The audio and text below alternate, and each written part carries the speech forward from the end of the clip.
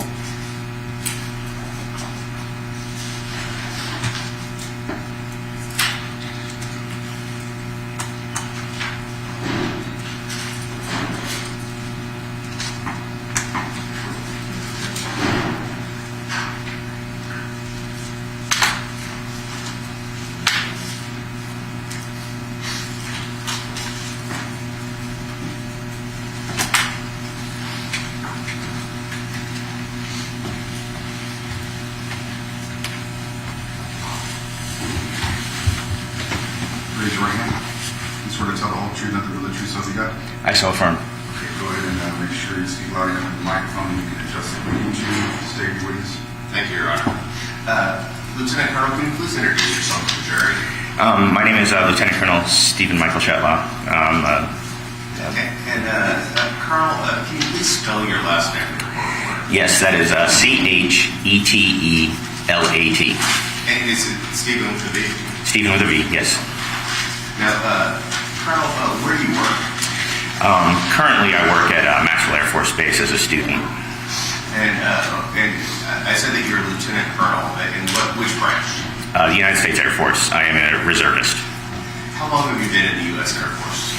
I have been in the U.S. Air Force for 21 and a half years. And, Lieutenant, back in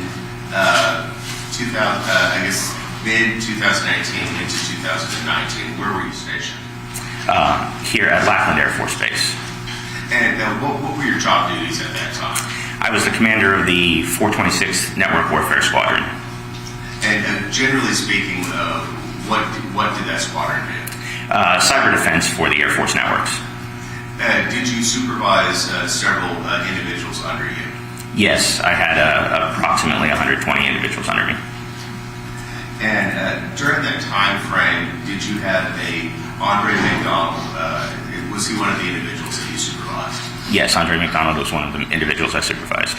And what was his job? What were his general job duties? Well, he was a cyber operator and is a major leader within the unit. He led several different sections in the time I was there. How would you characterize your relationship with McDonald during that time frame? He worked for me. That was really we didn't have an outside relationship. It was at work. And when did you assume control of the unit? I took command of the unit in the beginning of 2017, the February-March timeframe. Now, when you took over that unit in 2017, was McDonald part of the unit? Yes, he was. And up until early March of 2019, he was still part of that unit? He was. And you were the supervisor during that whole time period? I was. Now, Colonel, I want to draw your attention now to March 1st of 2019. That's a Friday.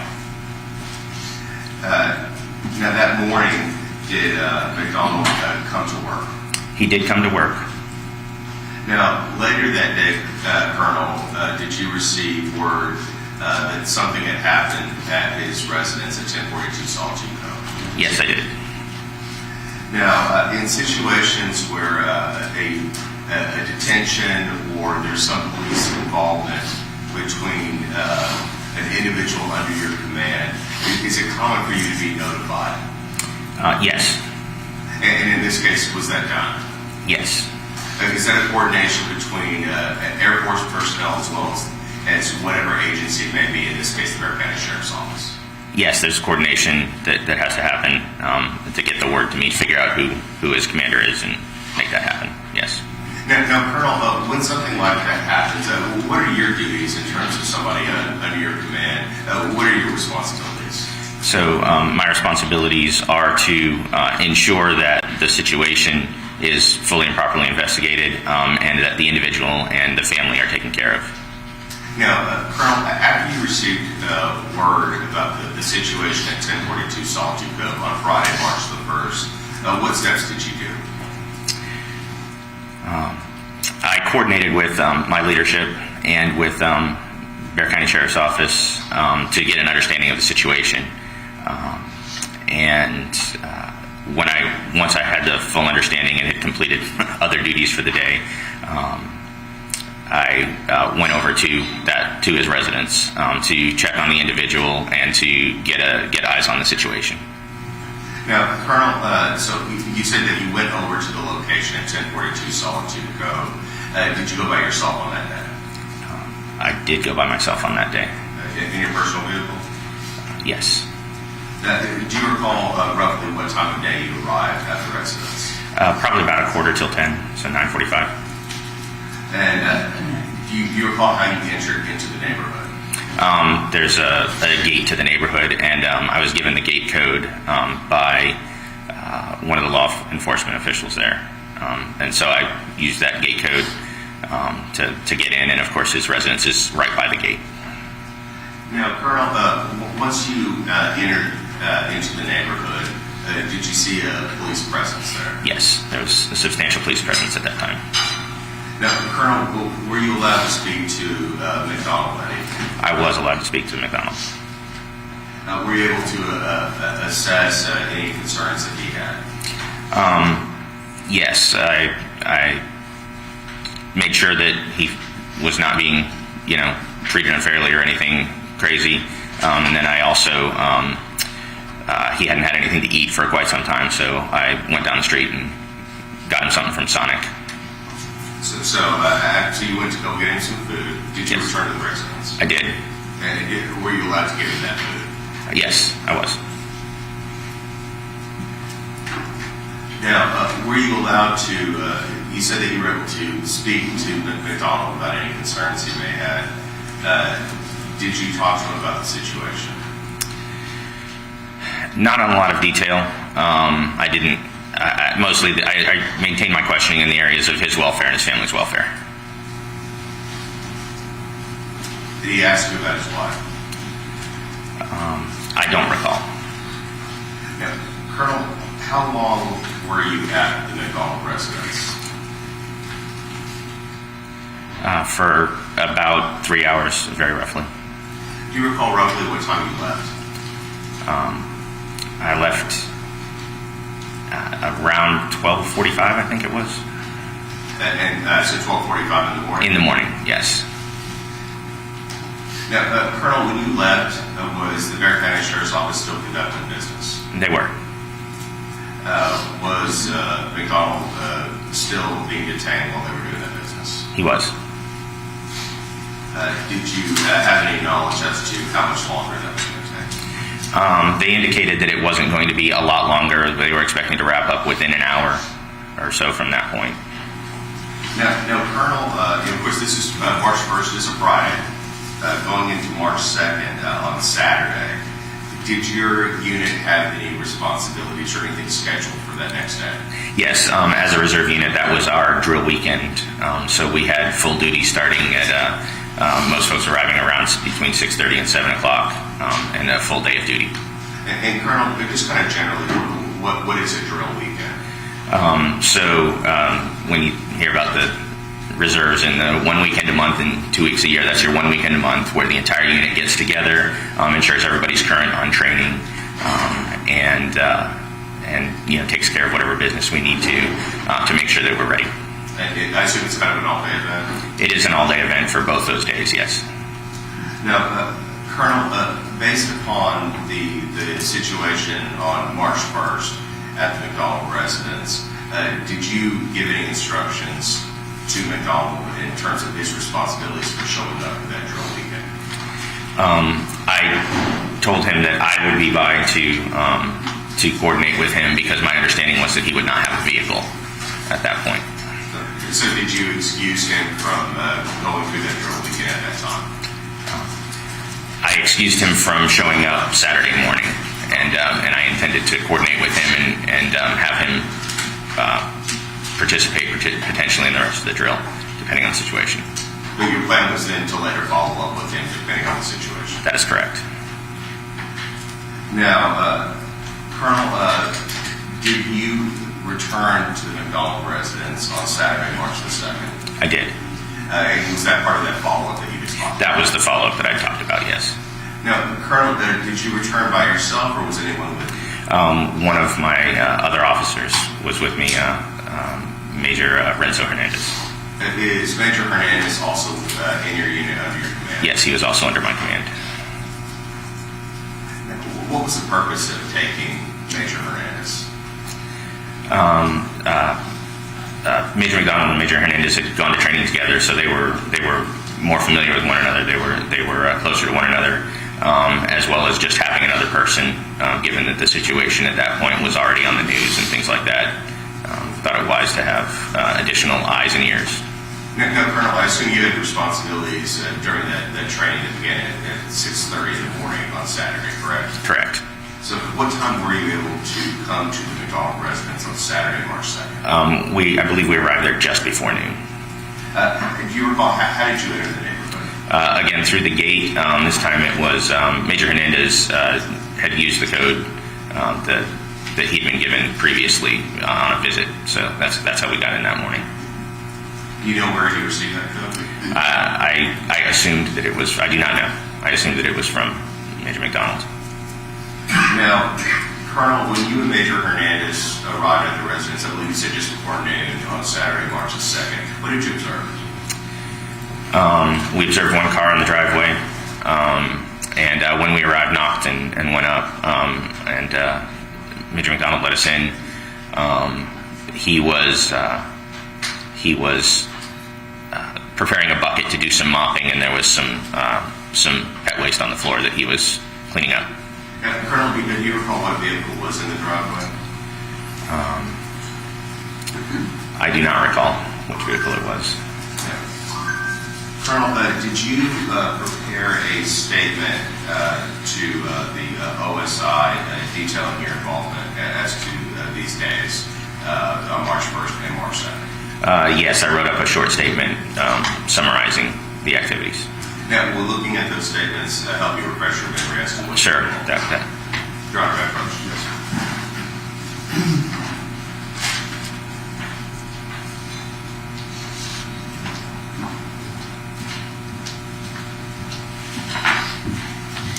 Okay, Colonel, I'm handing you two separate emails. Are those emails that you sent to OSI, your short statements that you had referenced, detailing your involvement on those 2 days? It appears to be, yes.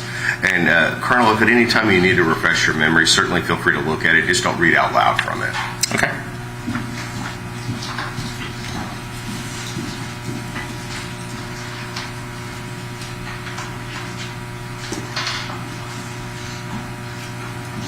And Colonel, before we get too far, what is OSI? The Air Force Office of Special Investigations. So that's our law enforcement arm. Now, Colonel, after looking at the statements that you provided to OSI, did that refresh your memory as to what vehicle you saw in that driveway? Yes, that was the Jaguar that was in the driveway that we saw. Now, Colonel, you stated that you went to the front door, but were you let in by McDonald? We were. Both you and Major Hernandez? Correct. And you said that there was something that McDonald was doing when you entered. What did you observe? He had a bucket and he was getting ready to mop, clean up pet waste. So after McDonald let you in the residence, did he proceed to clean up that area? He did. At that time, did you check on McDonald's? Did you check on McDonald to see if he had any concerns? Yes, that was our reason for being there, to check on his concerns as well as to figure out logistics for duty going forward and things like that. Now, Colonel, when When seeing McDonald, did you make any observations about his person? We did notice Band-Aids on his fingers. Did you inquire as to why he had bandages on Band-Aids, on his fingers? Yes, and he stated that he'd been tending rose bushes and had gotten hurt. Now, Colonel, you said that you were there to check on Mr. McDonald. At that point, did he express any desires to go through the training that weekend? No, he actually requested to take leave for the following 2 weeks. Did you approve that leave? I verbally approved that leave at that point, although we did coordinate. The plan was for him to later put the paperwork in to make that official. I see. Now, at that point, did Major McDonald have a cellular telephone? No, he did not, to my knowledge, have a phone available. So, did you make arrangements on how to coordinate and call McDonald? Yes, he did have an internet/phone connection. We found a physical hardline phone that we plugged in and called our cell phone, so we knew the number to that phone. So we had arranged that we could communicate with him at his house. And I said that it's both you and Major Hernandez. That is correct.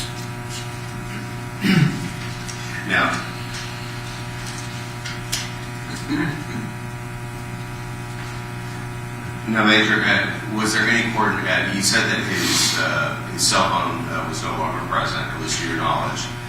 Did he have internet access at the house? There was internet access available, but as to my knowledge, again, there were no devices that he had. Any electronics were not available to him at that point. Did you or Major Hernandez do any research to help provide potential internet access for McDonald? We discussed looking into getting a cell phone to be made available to him. Did you do any further research in terms of places and where he could access the internet? Yes, we also talked about, we actually looked up on our phones local libraries where he could go and get internet access.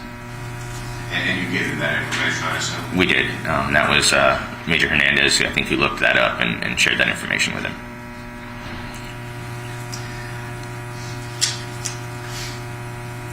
Now, Major, during this time frame that you're speaking to McDonald, did he ever ask about his wife?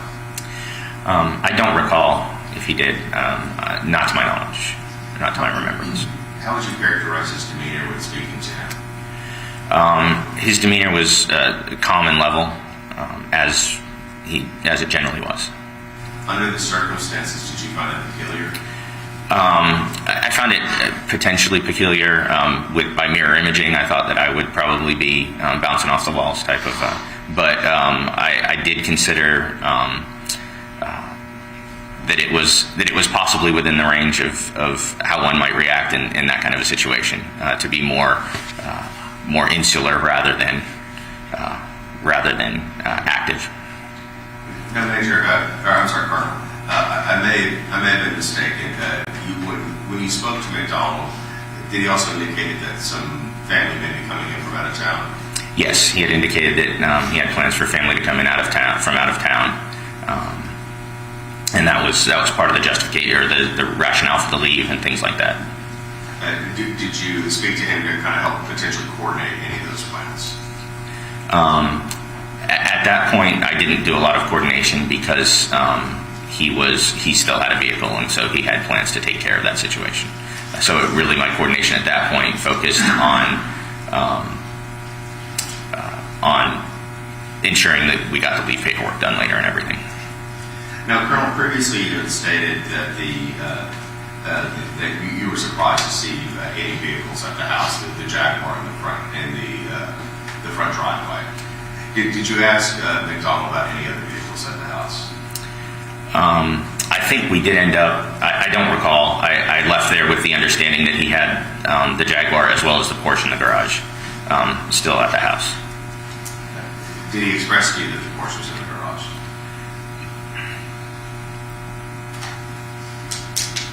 I don't remember the specific comments, but I did leave with that understanding. So I am assuming that he spoke that to me, at least me or Major Hernandez, who's the one who would remember models of cars. So it was your understanding there were two vehicles? Yes. Now, Colonel, you said that you were around McDonald for, I believe you said around 3 hours or so on Friday night. Yes. And you were able to speak to him and see him. Yes. Now, on Saturday, March the 2nd, you see, now that he has Band-Aids on his hands. Colonel, did you notice Band-Aids on his hands on Friday, March 1st? I did not. Now, approximately how long did you stay at the McDonald residence on Saturday? About 45 minutes. And at that time, after checking on McDonald, giving him the information that he had requested, did you and Major Hernandez then leave the residence? We did. Now, you said that you were about 45 minutes, so at this point are we talking 12:40, 12:45 in the afternoon roughly? That is correct. Now, Colonel, after you left, did you receive a phone call from McDonald? We did. I don't remember if it was on my phone or Major Hernandez's phone. But you and Major Hernandez were together in your vehicle? That is correct. Now, when speaking to McDonald during this phone call, did he ask for some information?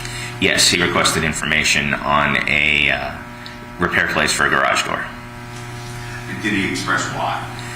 He said that he had hit the garage door as he was trying to get out, just didn't wait long enough for it to finish going up and hit the bottom panel of the garage door.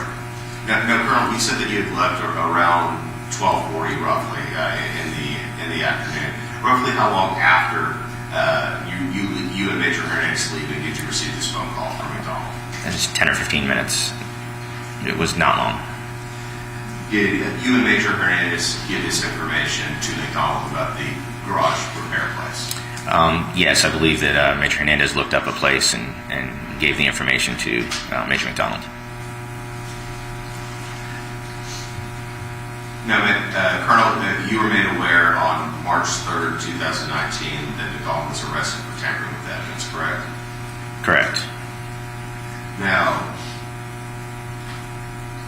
later, when McDonald was still in your unit and still working under you, did he still continue to come and work at the Air Force?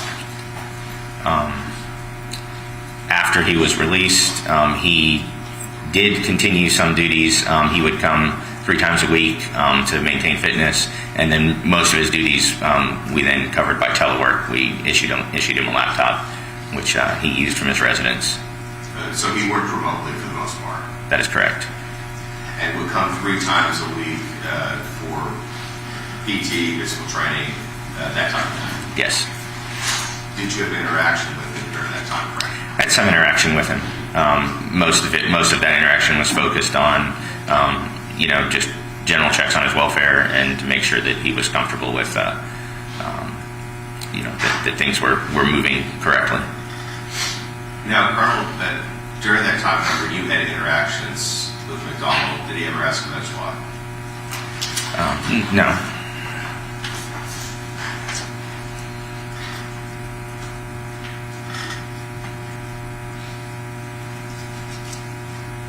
Colonel, are you aware of any participation by McDonald in searches for his wife? I am not aware of any.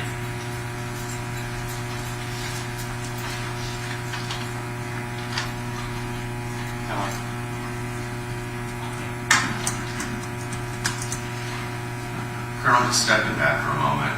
On March 2nd, after you and Major Hernandez left the residence and received a phone call from McDonald about the garage repair, when you and Major Hernandez arrived at the house, did you notice the garage damaged in any way, shape, or form? I did not. Neither one of us did, to my knowledge. Colonel, pass the witness. I will tender copies of the 2 emails by the Colonel to the side to the defense for any costs. Okay, defense counsel.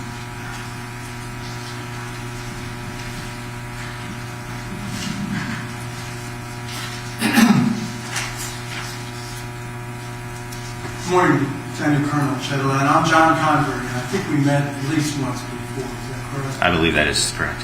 My understanding is that you're currently enrolled at the War College. That is correct. And where is that located? Montgomery, Alabama. And each of the respective services have an advanced degree program that's called the War College. That's correct. Is that a fair statement? Yes. And prior to February of 2019 and after that, you're the CO or the commanding officer for then Major Andre McDonald, correct? That is correct until October of 2019. Okay. In fact, you kind of hired him for his job, brought him on at his job. Is that a fair statement? He had been working in the unit as a part-time reservist. I hired him as a full-time member of the unit. So in the reserves, we have some folks who work full-time to make sure that all the training can happen on time and everything. The part-time people, they're in a drilling status as a reservist. That is correct. And then what you're talking about is taking them from that status to it's essentially an active duty status in the Air Force as an activated reservist, correct? Essentially, yes. And you were not only his CO or commanding officer, you were his raider, correct? That is correct. And so you signed on January the 3rd of 2020 his fitness report, or his officer, they call it an officer performance report, correct? Correct. And you take in information from various categories about an officer and assign, and you rate him. Correct. Okay. It's a management tool for the Air Force. Correct. And you rather highly rated Major McDonald. Is that a fair statement? He met all standards, and I rated him accordingly. No. You indicated that he led 4 evaluations, supported executions of 200 plus evaluations a year, correct? Correct. And that he verified operational effectiveness of the largest DCO weapon system. What's a DCO? That is Defensive Cyberspace Operations. He evaluated ACD operations. What's ACD? The Air Force Cyberspace Defense System. That's the largest weapon system, cyber weapon system that was spoken about. He identified deficits in training, equipment, support, and tactics. Correct? Correct. Those were his duties. Primary advisor to SQCC on unit readiness. What's SQCC? That was me, the squadron commander. Okay. So he was your primary advisor on unit readiness. Yes, That's for what you wrote. unit readiness for the cyber operations part as a standardization evaluation chief. And there was S all in cap, Your Honor, I'm going SNE. to object to relevance. I'm going to allow a little bit, but get to the point. You characterized him as a steady contributor, correct? Correct. Developed, implemented integration of standards and evaluation with AD host. What's AD? AD is our active duty unit that we were associated with, worked side by side with. Weapon system, MX, and CAPS. Chief, then DO. What does that mean? So that's a vector. The recommendations for next job is the chief of maintenance within the unit, of maintenance of the weapon system, and then potentially as director of operations. You characterize him as an aggressive, field-grade officer who overcomes the toughest problems, correct? I believe that's correct, yes. Boosted critical evaluation capabilities for the Air Force, correct? Yes. And then he should be challenged with a DO job next. What's a DO job? Director of operations, so that's the commander's right hand in a broader scope of operations. Okay. At the time that you're the CO for Major McDonald, he has a top secret clearance. Is that correct? That is correct. I don't want to know any of the interior reasons for his top secret clearance, but in order to get a top secret clearance, you have to go through what's called a standard or security background investigation. Is that correct? That is correct. Have you been through it? I have. Would you characterize it as pretty thorough? Your Honor, I'm going to object to relevance. Okay, I'll suspend that, give me that leeway. I'm going to move into the current time period. I mean, I should have a right to show that he had it at that time period, and that there wasn't any problems with it. We'll get to relevance. I was just trying to lay the background. Sorry. So the questions you just heard, at that time, he had a top security clearance. It was active, and that there were no problems noted with that, correct? That is correct. It's reevaluated periodically, correct? Correct. And things like issues out in the community, like drunkenness, drug use, family Your Honor, issues, I'm going to object would to be, relevance. Would like to sustain that. what does the reevaluation consist of? Your Honor, again, I'm going to object to relevance. Sustain. It's cross-examination. I should be entitled to ask these questions. Sustain, counsel.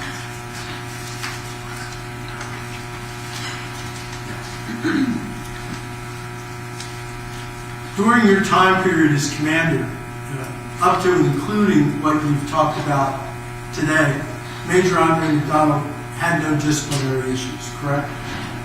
Your Honor, I'm going to object to relevance. Can we approach? Okay.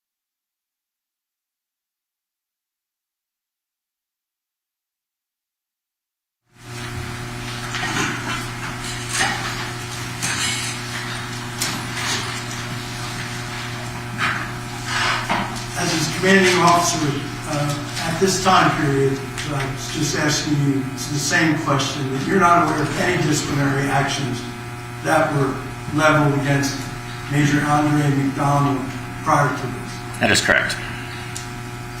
That's it. See? No further questions. Okay, thank you. Excuse me.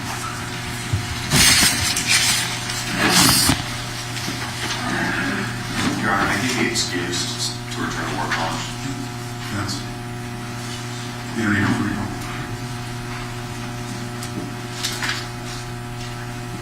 I think that's it. Understandably okay. I'm sorry, Mr. Clapper, I didn't understand. Understandably okay. He may be released. Next witness, state. State will call Clifton Solani.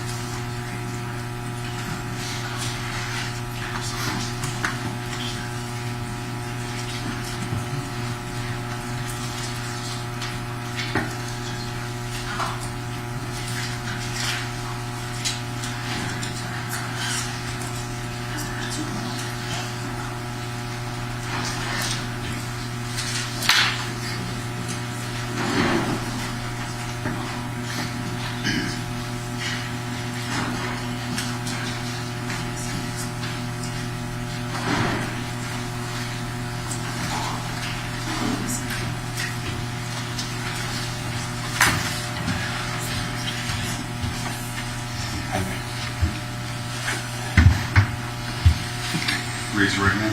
You swear to tell the whole truth, nothing but the truth, so help you God? I do. Okay, you can adjust the microphone if you need to. Dave? Thank you, Judge. Okay. Mr. Kilbundy, Yes. could you spell your first and last name? Clifton. My first name's Clifton. My last name is Klabunde. Klabunde. And Mr. Kilbundy, could you introduce yourself to this jury? My name is Clifton Klabunde. And what do you do for a living, Mr. Kilbundy? I'm retired right now. I have a farm I inherited that is on Blanco Road. And Mr. Kilbundy, are you familiar with a property at 680 Speck Road? Yes, it's next door to the property I lease. A field I lease next to that property. May I approach the witness, Your Honor? Yes.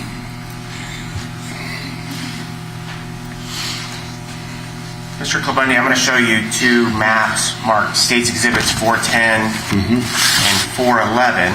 Can you look at those exhibits and tell me if those are accurate photos of the property that we're talking about?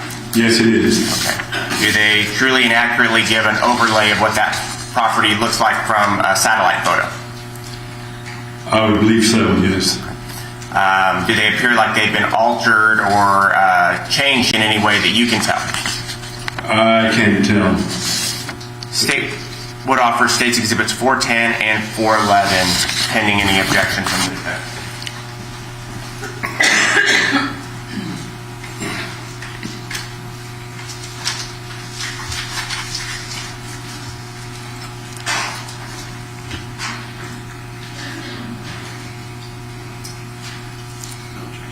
No objection. Permitted to be published. Thank you, Judge.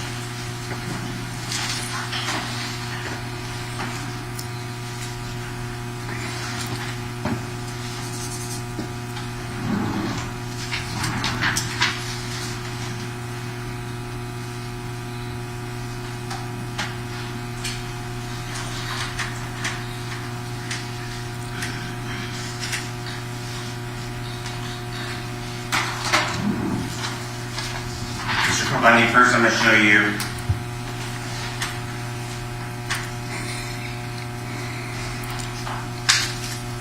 what's been admitted as States Exhibit 410. Is that an overlay of the map of the property we're speaking about?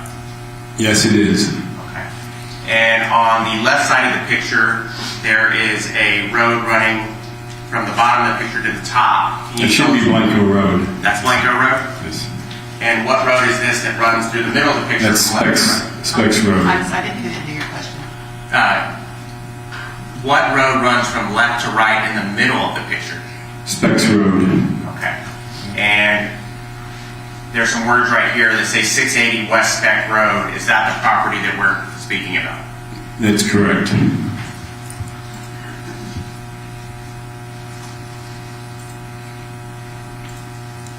States Exhibit 411 is a close-up of the fence line on the left side of that property, correct? That's correct. Now,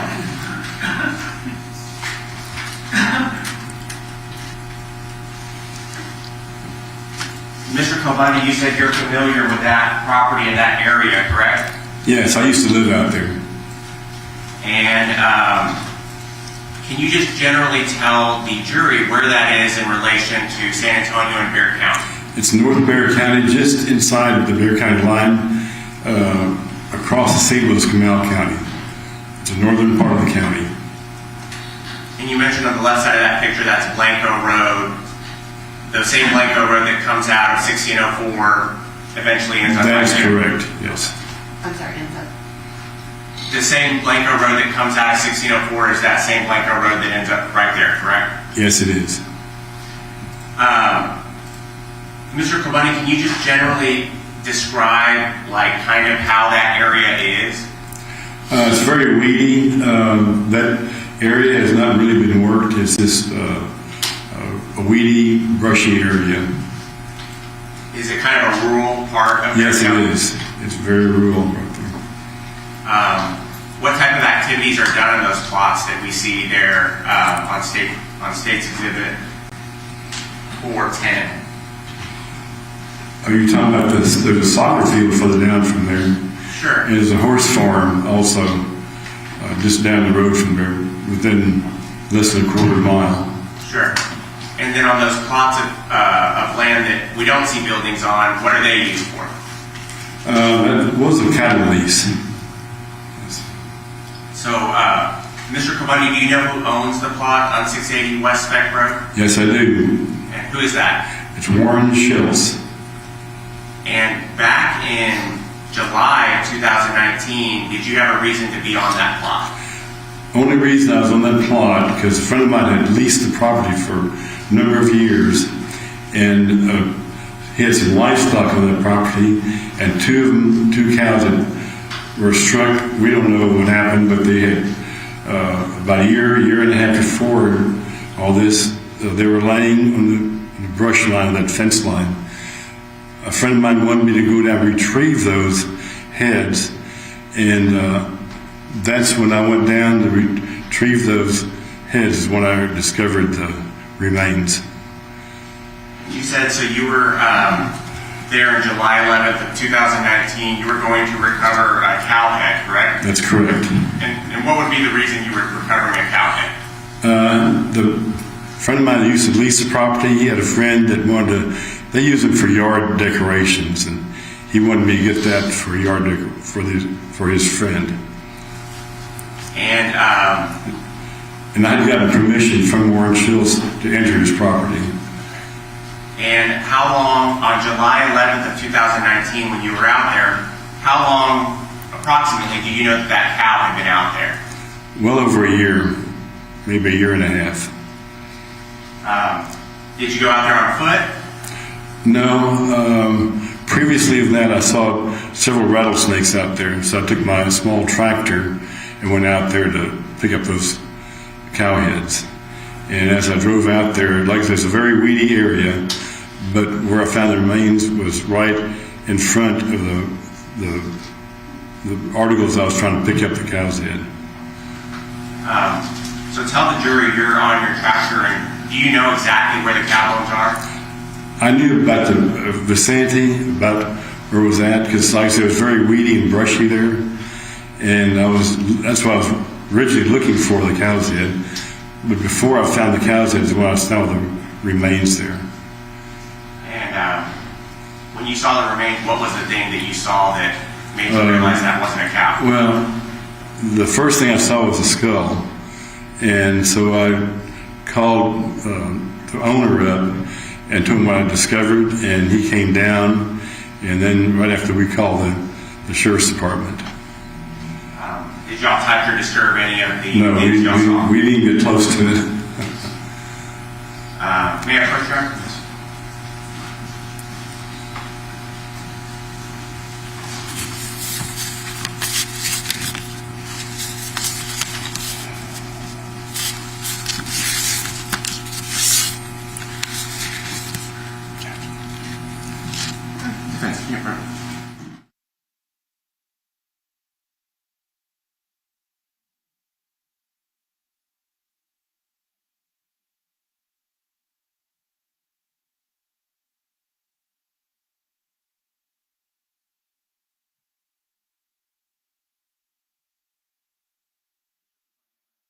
What's been marked as State's Exhibit 229.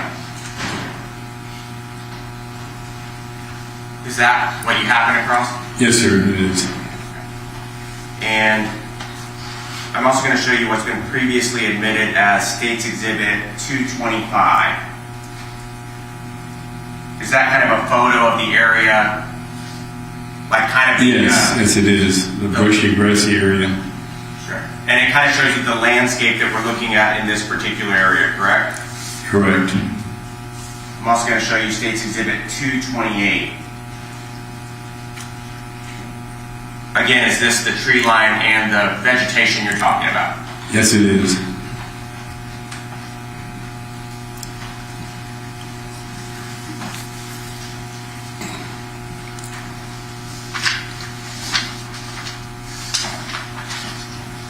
Now, Mr. Kobani, the area where you spotted the human remains is not far from the road, correct?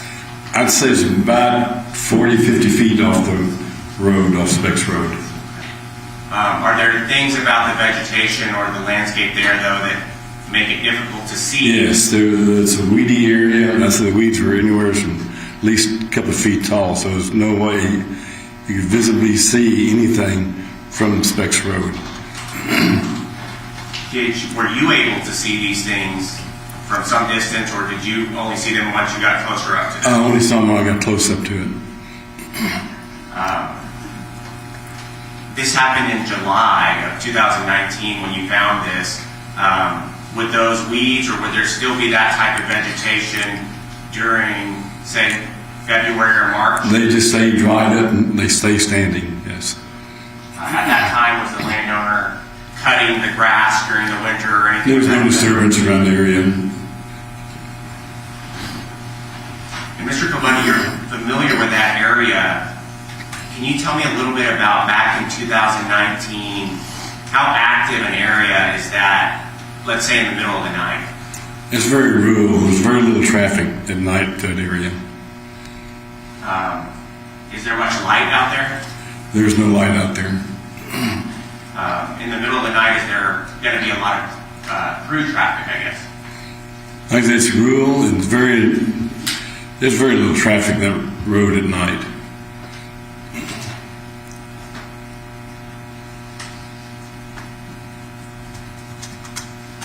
How did you gain entry onto that property?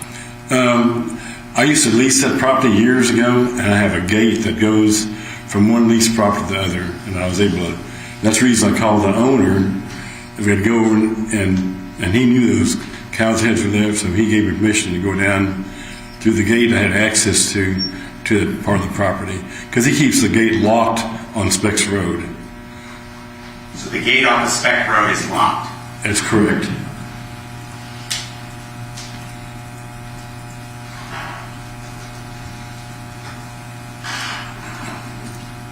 Thank you, sir. I'll pass the witness. Your defense.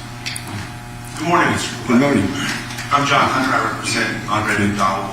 I have a couple of questions for you. Okay. You were talking about the condition of the property in the winter versus the summer. Yes. And I gather that a lot of the brush does just stay out Yes, until it's exactly. dried out, right?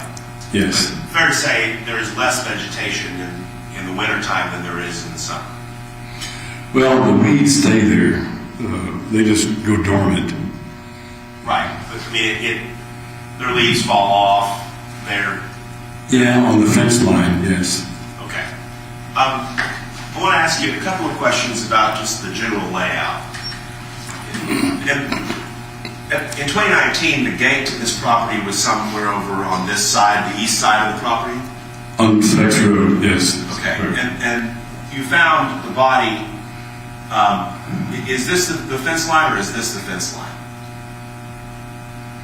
It's that fence line where you're at right now. Where my finger is, that's correct. the edge of the property. Yes. Okay. So you found the body somewhere Right about there. Right about Exactly, there. I'm yes. sorry, y'all are talking over each other. I'm sorry. One at a time. Okay. You found the body somewhere right about there. That's correct. Okay. So not very far from the road. Okay. And this fence line keeps running. Is it Musebach Creek that runs? Moisebach Creek is correct. It runs somewhat south of here, but still on the property. Yes, Okay. So this map only shows the sort of front part of the property, exactly. and it's about 50 acres. I think it is 50 acres. And since it's been divided in half, Exactly. right? Right. And there's a new gate much closer to where the body was found. That's correct. Okay. This fence that lines Spec Road, that barbed wire hasn't been well maintained, has it? No, but it was still about a 3 to 4 foot fence. Four strips of barbed wire, That's correct. but they're kind of wobbly, right? Not very. Okay. And you said you were out looking for 2 cow skulls that day? That's correct. So one of the cow remains was over right by where you Exactly. found the body, right? And then further down, Right about there. where there's another more one. brush Exactly. and vegetation, there was another cow skull. Exactly. Right at the I'm fence sorry, line. y'all are talking over each other. I'm so sorry. Okay. Were We're having a good conversation, Mr. Clevendi, but the reporter can't keep up. Okay, I understand. So, further down, there was a whole another complete cow skeleton, right? That's correct. And there's even more brush and vegetation here, correct? Yes, And when you head towards Musebach Creek, there's even more vegetation. that's correct. I guess because the creek feeds all that stuff. Okay, no further questions. State. Just briefly, Mr. Clevendi, the area where this is, are there people who are actively walking the property during this time period? Not that I'm aware of. No further questions, Your Honor. One last one, Your Honor. Mr. Clevendi, I know that you've been out to this property in all manner and variety of conditions and over many seasons, but in 2019, do you recall when the last time that you had been out to the property was before the time when this all occurred in July? I'd say at least a couple of years. Okay. So you hadn't seen the condition of it specifically that late winter? Well, I see. Okay. I'll pass the witness. Anything? No further questions, Your Honor. Okay, thank you. Excuse me. Okay. State next witness. The state would call Sergeant Sean Tobelman.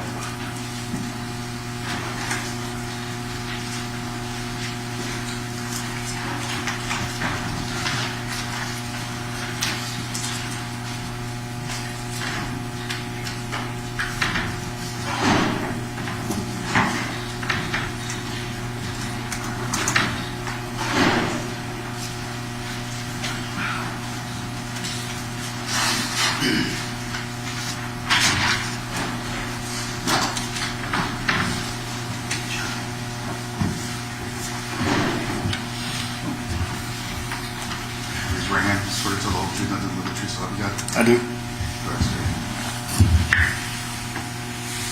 Sergeant Tobelman, you testified earlier this week, correct? Yes, sir. Could you briefly just say hello to the jury again? Hi, my name's Sean Tobelman, S-H-A-W-N. I'm a sergeant with Bexar County Sheriff's Office Investigations Division. And can you remind them of what your position was in 2019, let's say July of 2019? I was a supervisor over the covert team that did surveillance and anything that needed to be plainclothes covert work for investigations. And what was the name of that unit? Shot. Was that unit that you supervised tasked on July 13th of 2019 with executing an arrest warrant for the offensive murder on Andre McDonald? Yes, sir. I was tasked with submitting an operational plan. That was something y'all did on that. Y'all were tasked with, correct? Right. And do you remember the street that address was on? Coral Grove. Sergeant Tobelman, can you talk to the jury? Was there a plan in place to effectuate that arrest in a safe manner? Absolutely. Any arrest like this, there's thought process and given to what's safest for the community, for the officers, and for the person we're going to arrest. We try to execute the warrant in a manner which creates no harm and is the safest for everyone. Sustain. As part of that plan that you just spoke of, what did y'all do in order to effectuate the arrest of Andre McDonald? We devised a plan to attempt to get him to come outside of the residence. Therefore, we'd know everything that was going on and we could control it better. And did Andre McDonald come out of the residence? Yes, he did. And was your team on location at that residence? Yes, we were on both sides of the house and down the street. And when he came out of that house, where did y'all take him into custody? We surrounded him in the driveway of that house. And did y'all take him into custody? Yes, we did. When y'all took Andre McDonald into custody, did he have a telephone, a cell phone on his person? Yes, he was actually on his cell phone. Permission to approach, Your Honor? Yes.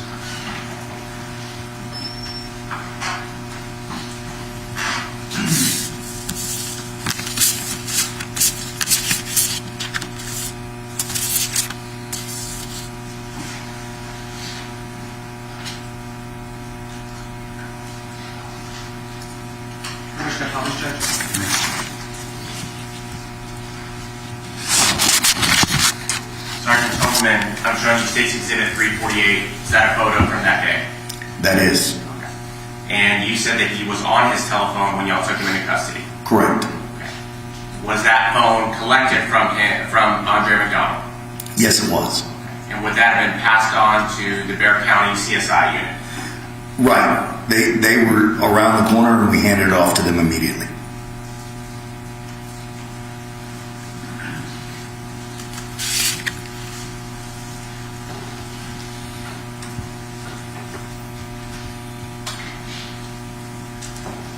Sergeant Tobleman, do you see the person that y'all effectuated that arrest on here in the courtroom today?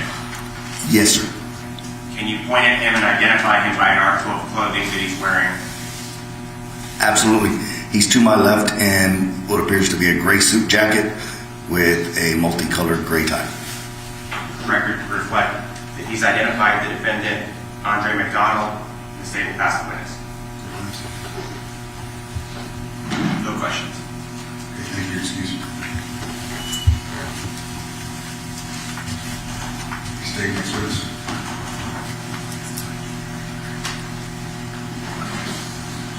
Where the state calls Dr. Kimberly Molina.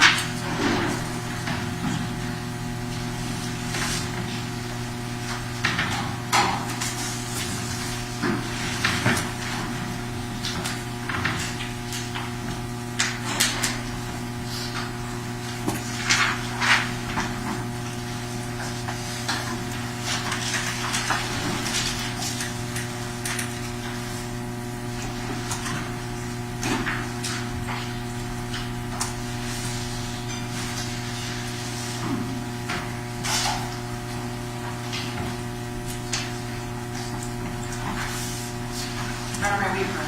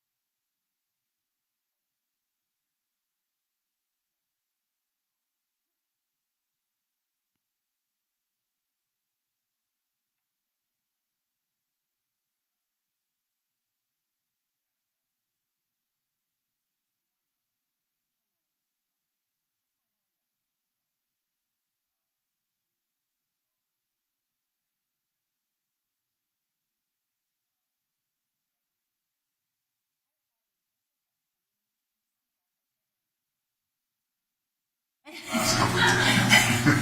It's supposed to be fixed next week, right? Hopefully. You got signs down. Check. Okay. Okay. You were the chief medical examiner of Bear County, correct? I am currently the chief medical examiner, yes. And in July of 2019, you were a deputy medical examiner? I was deputy chief medical examiner. Deputy chief medical examiner. And you came out to rural property on Speck Road to assist and to participate in the collection of human remains, correct? Correct. And I'm sorry that the media can hear this. I know my order says at the discretion of the court on certain pre-trial matters outside the jury would allow some, and I'll allow this. You were the one that actively were collecting the bones and organizing them and making sure you had a complete skeleton, right? I was the one separating at the scene. There were commingled remains, and I was the one separating the commingled remains into the human and non-human remains and collecting the human remains. I was not, however, putting all the bones together and making sure it's a complete skeleton. I was just collecting all the human remains that we could identify. Okay.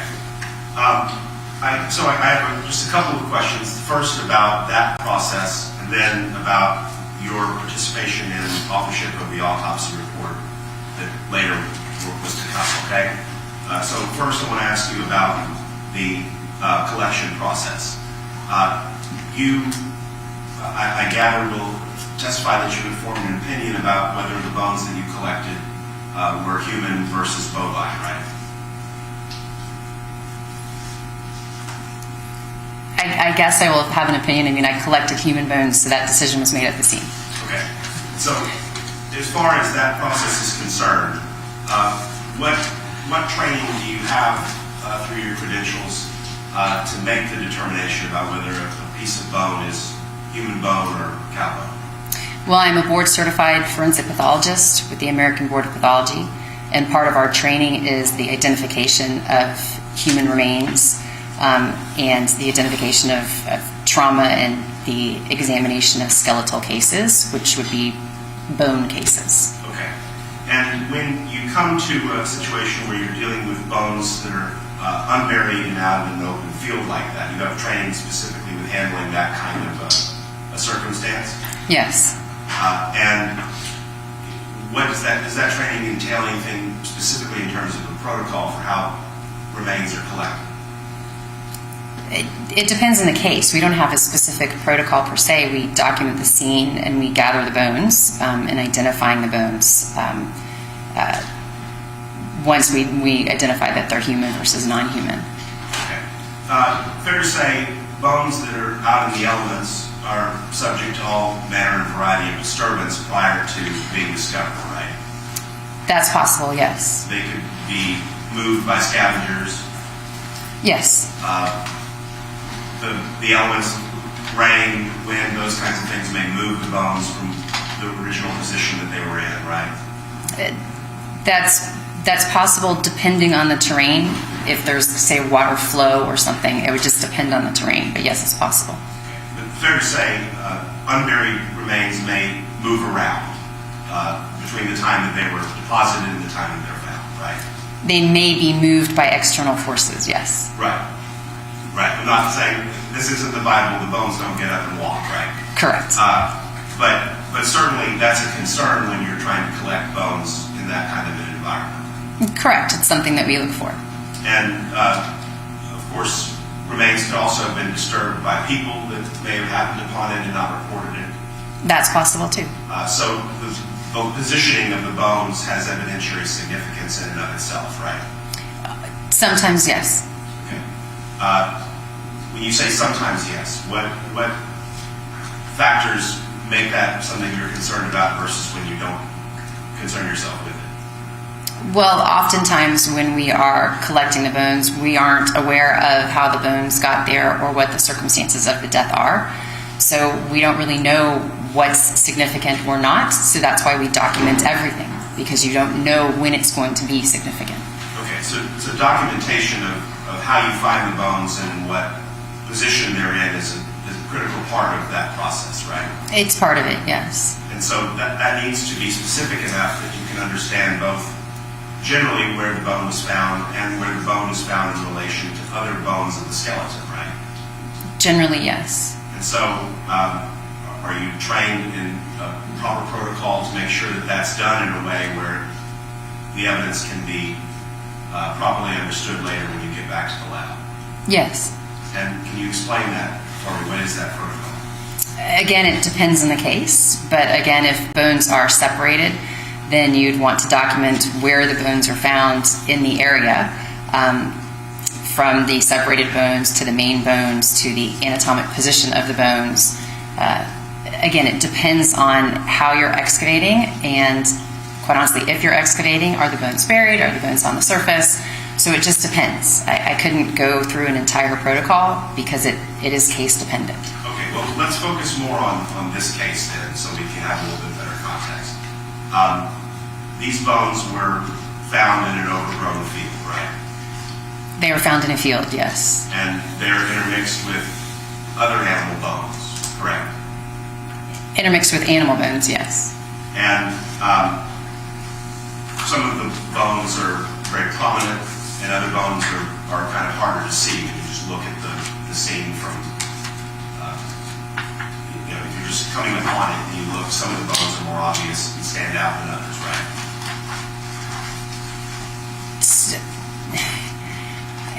So if you're just walking up to the scene as a layperson, Well, when you approach the scene, in this case, some of the bones were obvious to your naked eye without any further observation. Other bones you had to look for more carefully, fair to say.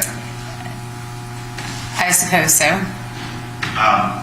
Some of the bones were sort of in the dirt, and other bones were really not affected by any kind of erosion or sediment deposit, right? So, again, I apologize, I'm just not really following the questions, but all of the bones were bones, which means they've all been affected by environment and sediment and things because they're bones. It's not a body that's out there, it's bones. Some bones have different types of changing, say like what we call sun bleaching because they're out in the sun, versus others were in the shade. So they look different, but they've all been affected. Well, I guess I'm not asking you so much about how they're affected. I mean, what I'm getting at is you use the word excavation, right? You're trying to get these bones out of their natural environment, where they've been found, and collect them for evidence, right? We're trying to collect them from the environment of where they're found, yes. Okay. And so, what did you do to document the positioning of the bones as you were removing them one by one?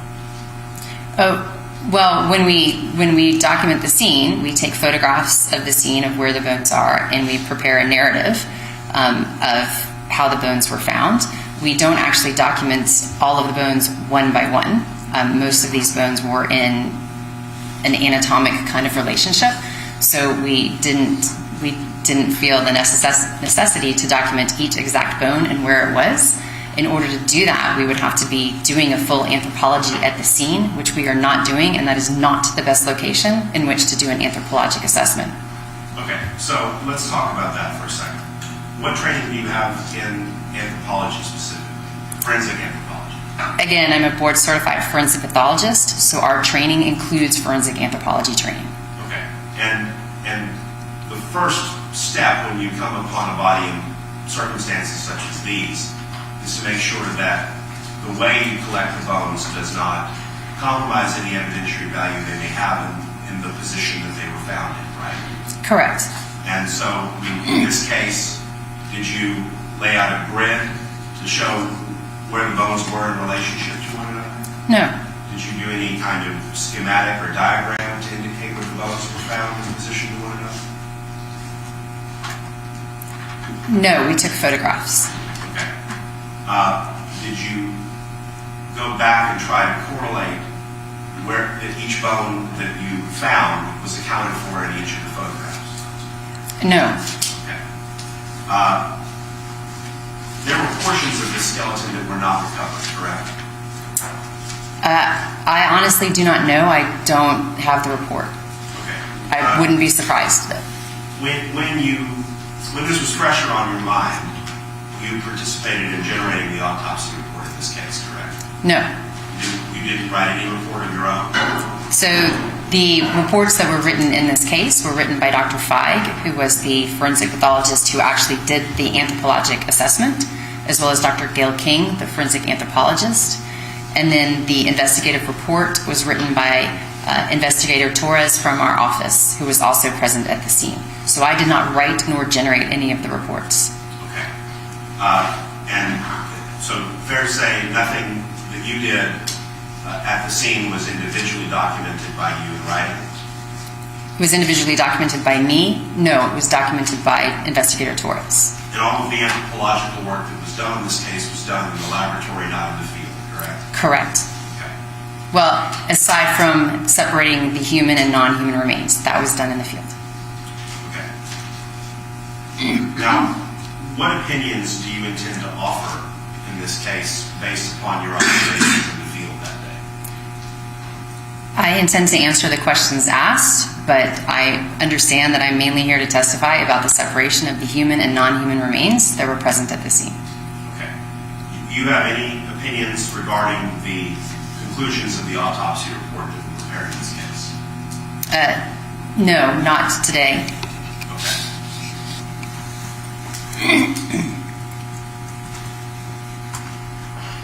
Will you be offering any opinions about reasons why portions of the skeleton were not recovered?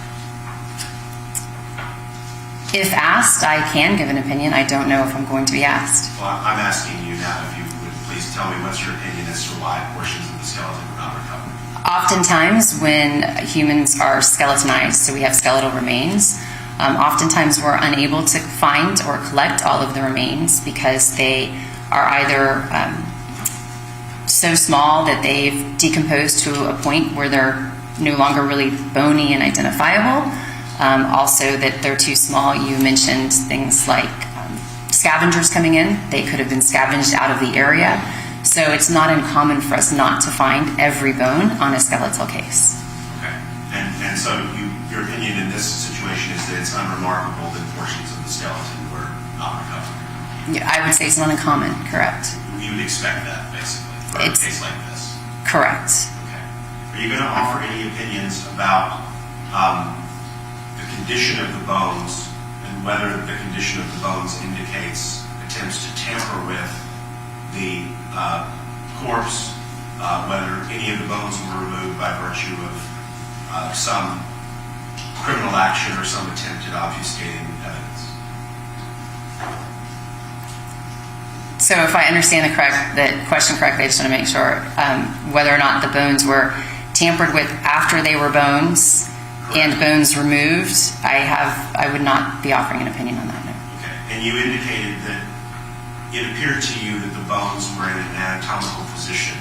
That, I guess, means that essentially the bones were relatively in the position you would expect them to be in if a corpse was allowed to decay without interruption. In other words, the bones are sort of lined up like a person lying down on the ground. So just to clarify, my answer to this question as well as the previous question are related to the human bones. So I just want to make sure, since there are multiple bones out there, the human bones. Is the human bones in this case relatively anatomic? I mean, there is some, it's not perfectly laid out like we would lay out a skeleton, but they're relatively anatomic, meaning the head is at the top of the area, the legs are at the bottom of the area, so it's relatively anatomic, yes. But is there some mixing of bones which can sometimes happen, again, for all the reasons we've already discussed? Yes. Your Honor, based on that, I'm not going to offer a 702 challenge to the witness's testimony. That's fine. We're going to agree on it.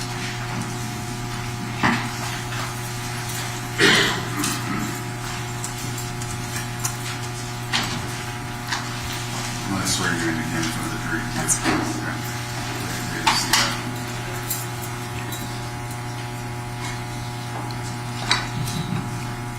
I'll try to slow down.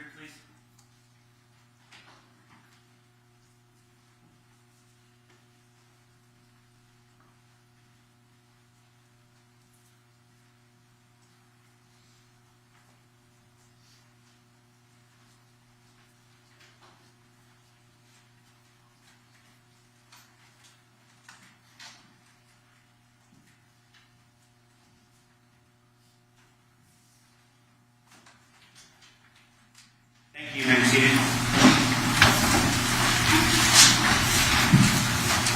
Your name for the record.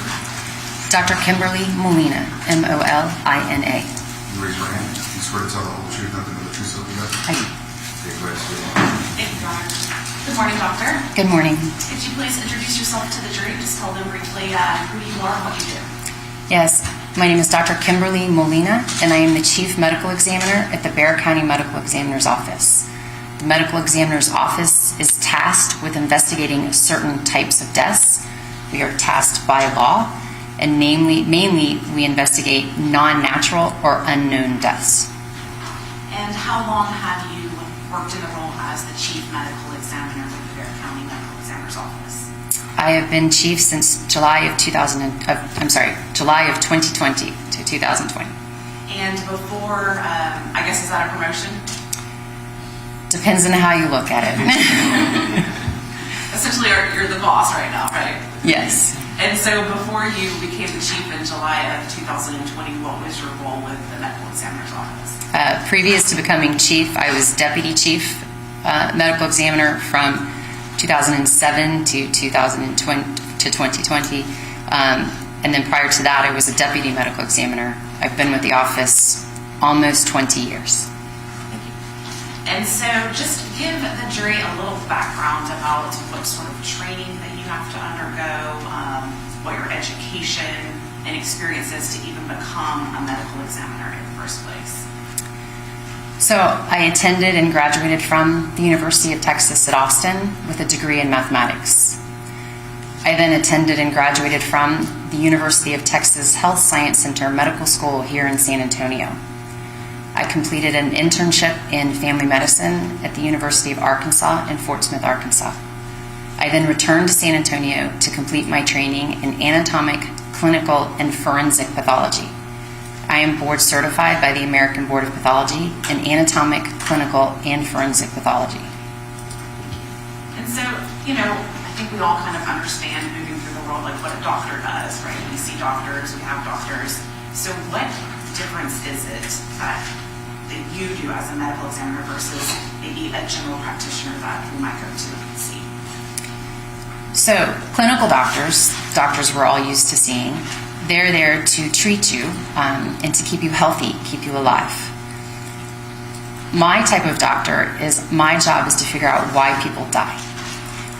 We don't always know when people are alive that they're going to die or how they're going to die. And unfortunately, oftentimes people die from non-natural diseases. So my job is to figure out, to be the last doctor that anyone ever sees, if you will, to figure out how and why someone died. And that includes knowing about disease processes that can kill people, as well as trauma and traumatic injuries. And so you've kind of just given the general grouping of non-natural deaths that you investigate. I guess give the jury a few examples of what might be a non-natural death that you would have to become involved with. Certainly. So, most common one we might think about would be a car accident. So anyone who dies from injuries in a car accident would be investigated by our office. Drug overdoses. We see a lot of drug overdoses nowadays. Those would be investigated by our office. Suicides are also investigated, but then also homicides. So deaths due to someone else's actions, if you will. And so just to have a good comparison, give the jury some examples of what a natural death would be that you would not become involved in. So natural deaths occurring, let's say an elderly relative on hospice, or maybe someone with terminal cancer. Those are deaths where we don't need to be involved, and by law we aren't involved because it's a known natural death, meaning the person's under care, under treatment, and unfortunately, for whatever reason, their heart disease, their cancer, that's how they've died, and we don't need to be involved. And so when a non-natural death occurs and your office becomes involved, how does that procedure sort of start? So, as we've discussed, I am a doctor, a medical doctor, like any other doctor. And so when you go to your doctor because you're not feeling well, the first thing your doctor probably says to you is, hello, what brings you in today? I need to ask that question of my patients as well. So our examination actually begins with an investigation as to the circumstances of death. Why are we investigating this death? Was the person involved in a motor vehicle accident? Were they found with drugs nearby? That is my history. That is my why are you here? Once we start with that, we then do our examination, which for us is an autopsy. So it's looking at the body just as it is. It might be looking at the inside of the body, at the organs. It might be doing additional laboratory tests, just like your doctor might do if you were complaining of something. And then we take all of that information to determine a cause and a manner of death. If you had to put a number on it, how many investigations of non-natural deaths have you worked on in your time with the Garrett County Medical Examiner's Office? When I started with the medical examiner's office just about 20 years ago, there were 4 medical examiners, and we investigated about 2,500 to 3,000 deaths a year. Now there are 7 medical examiners, and we investigate somewhere between 3,500 and 4,000 deaths a year. We divvy those up evenly, if you will. So if you take the number of deaths we investigated and divide it by how many MEs we have, that's how many I've done. So if you do all that math for 20 years, that's about how many death investigations I've done. So thousands.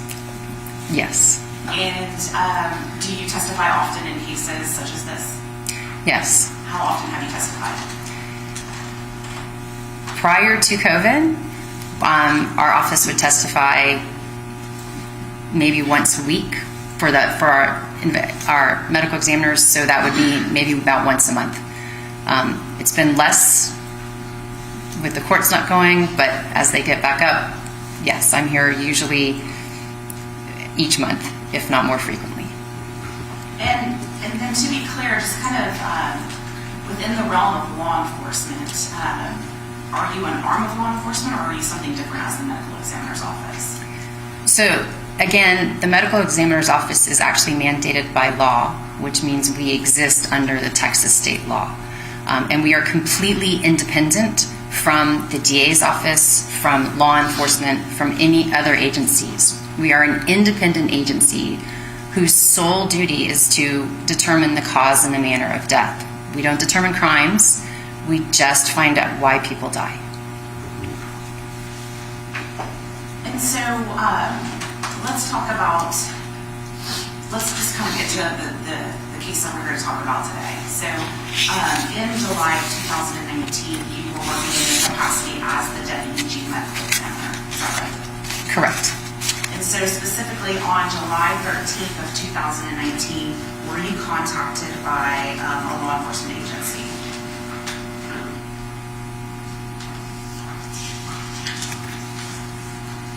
It appears we were actually notified on July 12th of 2019. Okay, and that's, yeah, and so July 12th you were contacted. What time was it when you were contacted? It appears our office was notified approximately 11:08 in the morning. On the 13th or on the 12th? On the 12th.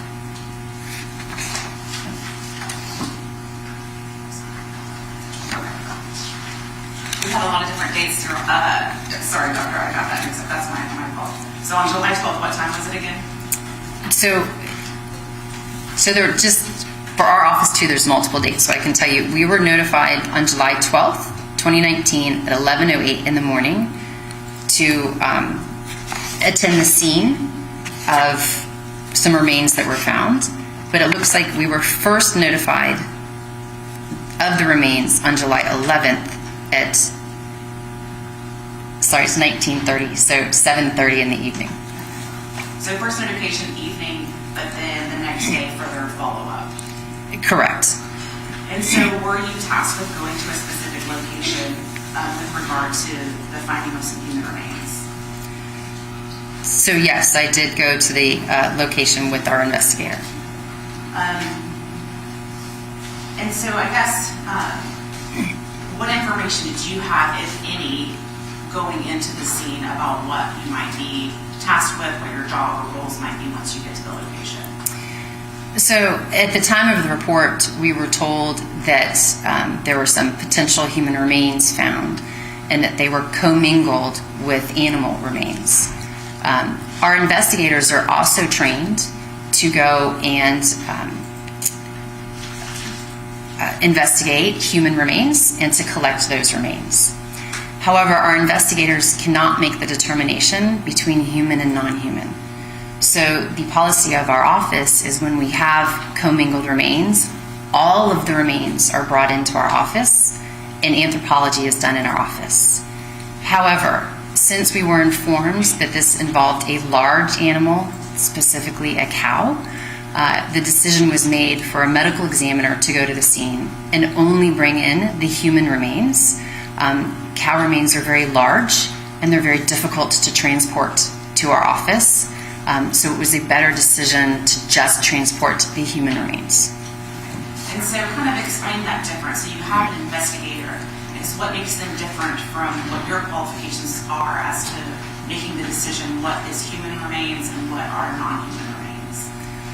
So our investigators actually work for our office. So they're independent investigators that work for us. They're not part of law enforcement, not part of the DA. They worked for us. And we train them, as well as they're also certified by the American Board of Medical Legal Death Investigation. And we train them to go to scenes for us. So medical examiners don't always go to the scenes, say the car accident, right? Our investigators are trained to go to the scene, document the scene, take photographs, get all the information that we need, and create a report for the medical examiner so that we would know why we're investigating that death and what type of examination needs to be done. Oftentimes these investigators are sent to courses and they have training as well on how to handle skeletal remains. And again, they would know the policies and procedures of how to bring those skeletal remains to our office for investigation. And a medical examiner doesn't necessarily go to every skeletal case. However, they do not necessarily have the expertise to differentiate whether or not a bone is human or non-human. That's more of the medical examiner to determine. So our investigators, when we task them to go to scenes for skeletons, they bring in every bone that's found. And then the medical examiner, when we do our exam in our office, will then separate the human and non-human. And so tell the jury a little bit about how you as the medical examiner, the doctor on scene, makes those determinations about the differences between the human remains and the non-human remains. As part of my training as a forensic pathologist, we are trained in forensic anthropology and in differentiating human and non-human remains. So at the scene, when there's two commingled skeletons, we look at each bone and decide, is this human or is it non-human? If there's any sort of a question whatsoever, we bring it in as human.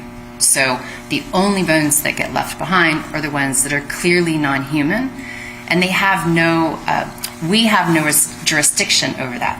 As I mentioned, we're tasked by law to investigate deaths in humans. I don't have jurisdiction to investigate deaths of non-humans.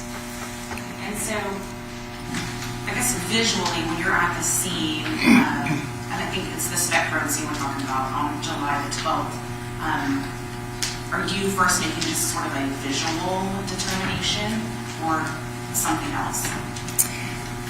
So it depends on the bone. Some bones are obviously non-human, and we can visually just say, these are not human. Some bones we need to pick up, touch, look at their weights, look at other features to determine if they're human or non-human. This particular scene, most of the non-human bones were fairly clearly non-human. And did you make any determination about what type of bones, or I guess what animal or non-human it was?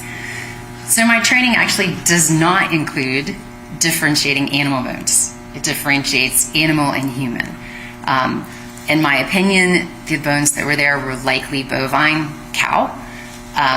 However, I'm not an expert, so if there's like different types of cows, all I can really say is they appeared to be cow. And so then let's talk about kind of when you first walk up to the scene and you see the human and the non-human remains there. What's sort of the first,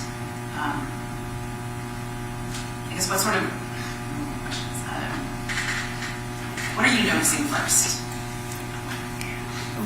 When we go to any scene, the first thing we notice is the scene, right? How are the remains there? What is the environment? Just kind of the overall scene of where everything is.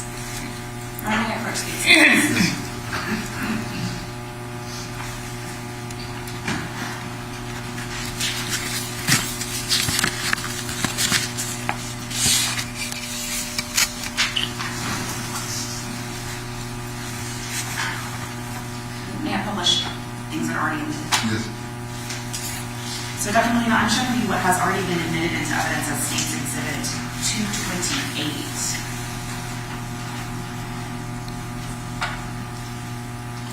Can you see that okay? I know the lighting is kind of weird. I can adjust the brightness. No, it's okay.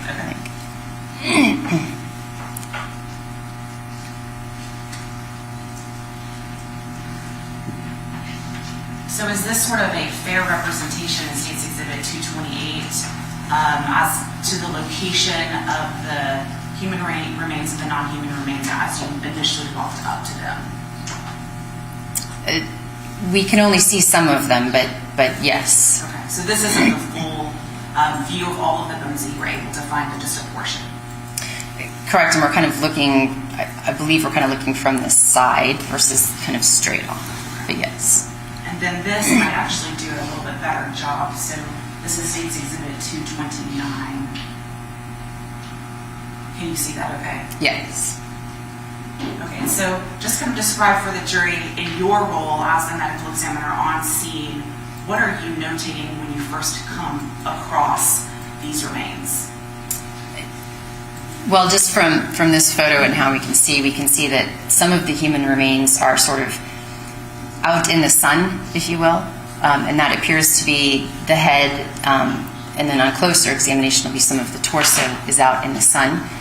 I don't know if you can appreciate there's kind of a log going across, that's a tree line, and so some of the remains are actually going to be in the shade in that tree line. So we see human remains kind of out front, a tree trunk kind of across in the tree line, and then there's human remains on the other side as well, kind of laid out, if you will, from head at the front that you, I think, can appreciate that there's a skull, and then the legs and the feet are in the tree line. So that's what I mentioned before about kind of roughly an anatomic position where the head and the feet are opposite ends.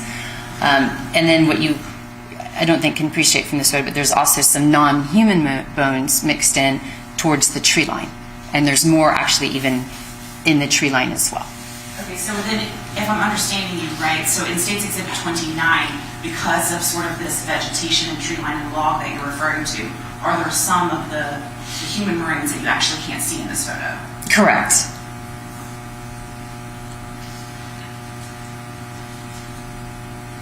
And I think this kind of might be a different view. So State's Exhibit 32, getting a little bit closer.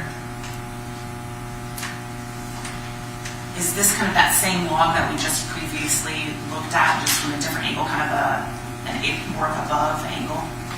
Yes, and we're seeing the remains that we talked about that were kind of outside of the tree line, and we see that log, and then there's remains on the other side of the tree line. We're just seeing those remains a little bit closer now, so you can clearly make out the skull and some other bones. And so are there some human remains in State's Exhibit 32 that you cannot visually see in this photo? Well, yes, there's some past the log, so to the right. There's also, small bones underneath that you probably, you're not seeing all of the bones, but you're seeing the majority. And then just a different perspective, State's Exhibit 230, is this just kind of an up-close portion of that tree line that you were talking about? Yes, and we're seeing some bones in there. And are there any, I guess to your eye, non-human remains depicted in State's Exhibit 230? Yes. And what can you see that's non-human?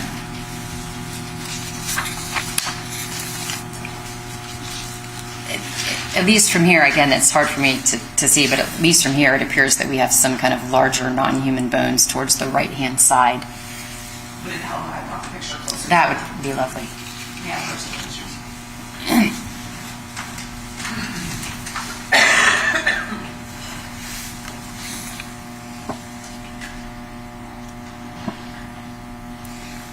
So yes, I agree. Several of these bones are non-human. We have what appears to be kind of maybe a cow skull there, and these bones in here are also non-human.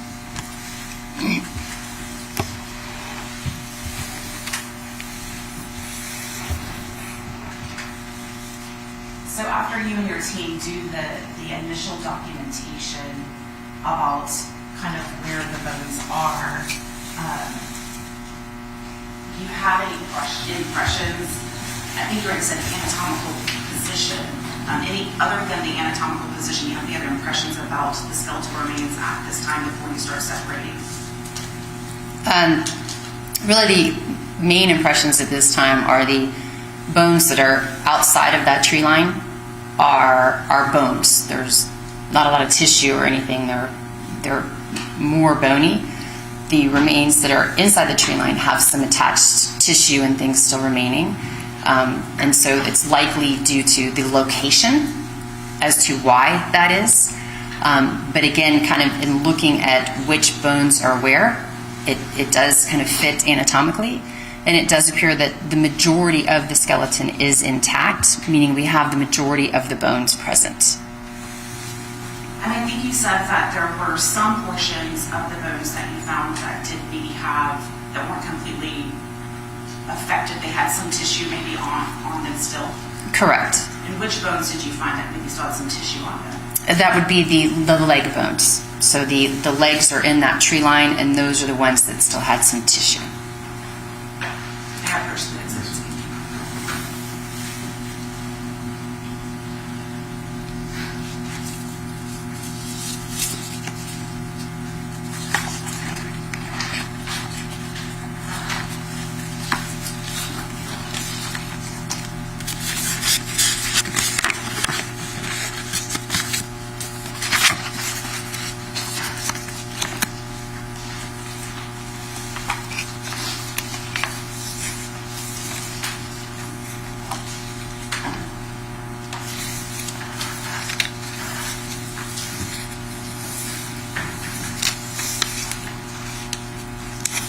Showing you Dr. State's Exhibit 344, it's already been admitted into evidence.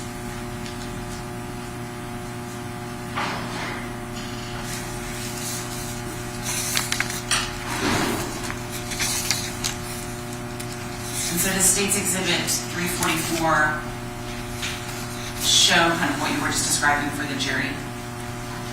Yes, this is a foot and leg bones kind of all still attached because they have some tissue still present.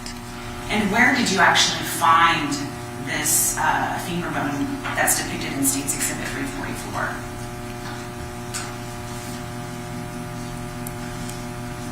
Before you moved it, where was it? No, I'm just looking because I'm not really sure that the femur is in the picture. It looks like we have the tibia and the femur. Sorry, to be correct, these bones were found in the tree line, so on the other side of the log.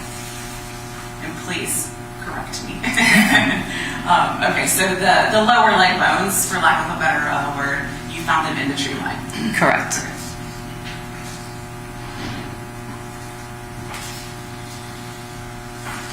What were they under? They were the tree trunk that we saw that's separating the tree line was on top of some of the bones. We had kind of the head and the torso outside, then we had the tree trunk over the bones, and then the legs on the other side inside the tree line. Okay, I think I understand that. State's Exhibit 32, are you saying that you found human remains actually underneath this log? You know, honestly, I don't recall if there actually remains under the log, but the log is splitting the remains, as you can see.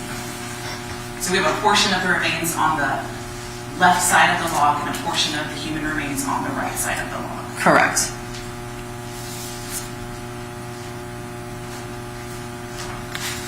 All right, so then let's start to get into your collection process. Just describe briefly for the jury what your collection and separation process was at the scene. So again, we were there to collect the non-human remains. And so with photography, we documented where the remains were, in that they were, again, very clustered in certain areas, so they weren't spread out. It wasn't like a very large spread out scene. They were kind of right there. So we collected the remains from those locations, documenting where they were, and documenting the human, and again, collecting the human bones from those areas. At the same time that we were doing that, we were also separating out any non-human bones and putting those off to the side. What we honestly did logistically is have two tables, one where we put the human bones, one where we put the non-human bones.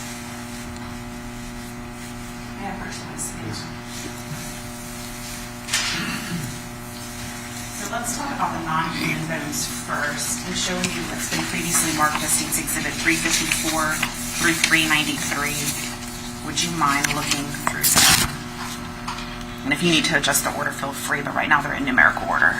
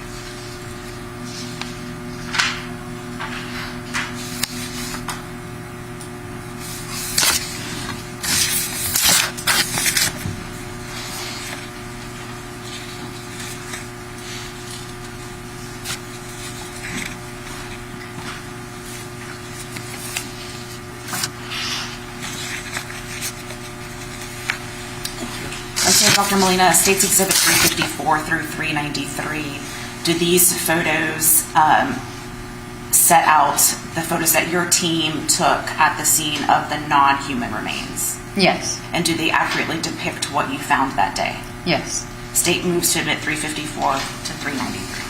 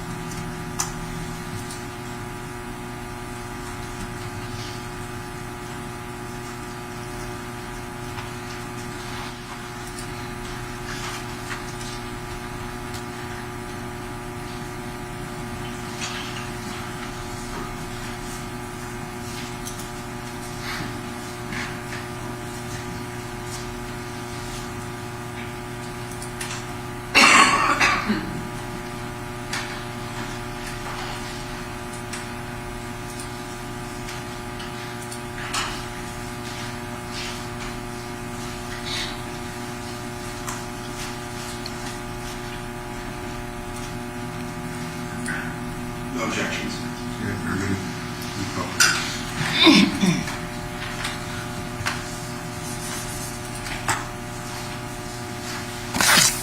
So you talked about your process of sorting, I guess, is this what we're seeing in States Exhibit 354, just an initial sorting of the non-human remains?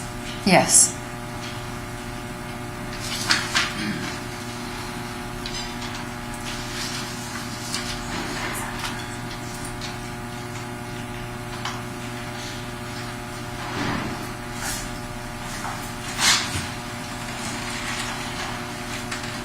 And so then it looks like a few of the pictures, for example, in 355, is just a closer up of a different portion of States Exhibit 354. Is that a fair representation of what the jury's seeing here?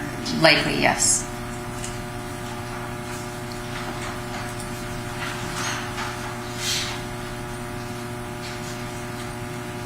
And so then I think you told the jury that you moved the non-human remains to a table. Is that a portion of what we're seeing here in States 361? Yes.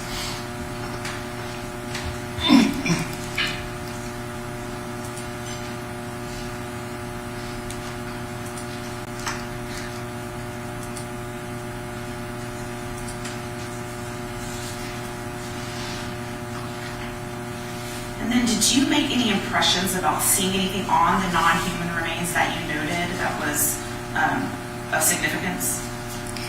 I did notate that on some of the non-human remains, there were focal areas, small areas of charring or burning, such that it appeared there had been a fire around those remains at some point. And can we see an example of that black charring in States Exhibit 378? Yes.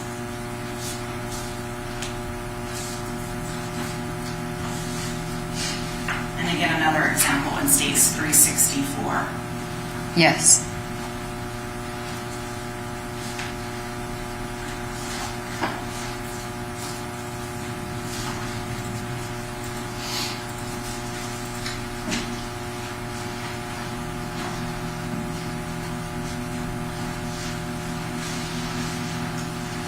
So now let's move on to the non-human remains. The human remains. Did you go through that same process and procedure, kind of what we saw here, or did you do it a little bit differently?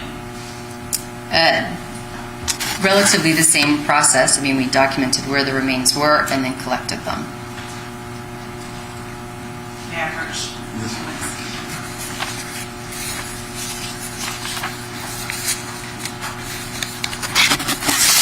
Dr. Malina, I'm showing you what's been marked as States Exhibit 394 through 409 in numerical order. If you'll please review them.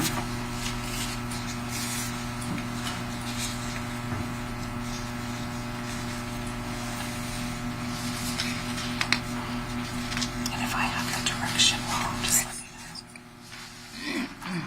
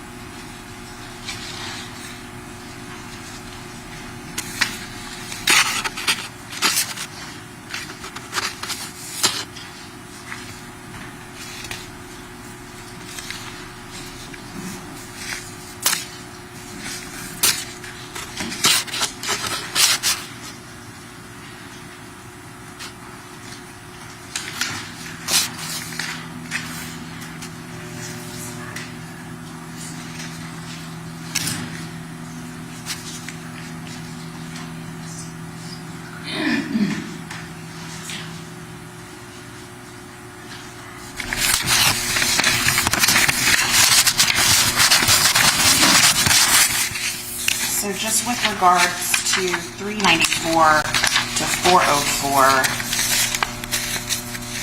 do they depict the pictures that you and your team took at the scene of the human remains out of the location that day? The majority are human. There are some photos mixed in here that have some non-human. Okay, we'll talk about that. And so do these photos 394 through 404 accurately depict the human and non-human marines that you found that day? The human, yes, with some non-human mixed in. Okay.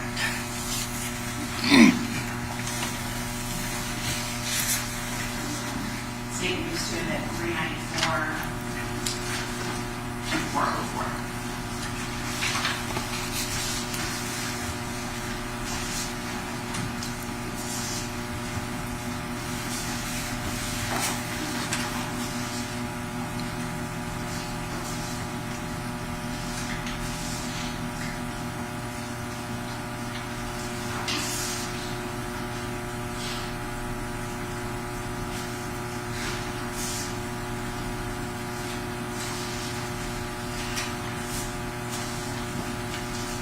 Your Honor, I would just object under 403 that it's cumulative of evidence already admitted, and that there's been testimony that establishes there's no independent evidentiary value to these photographs over the ones that have already been admitted.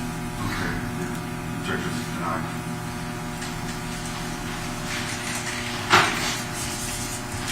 May I have one more shot? Yes.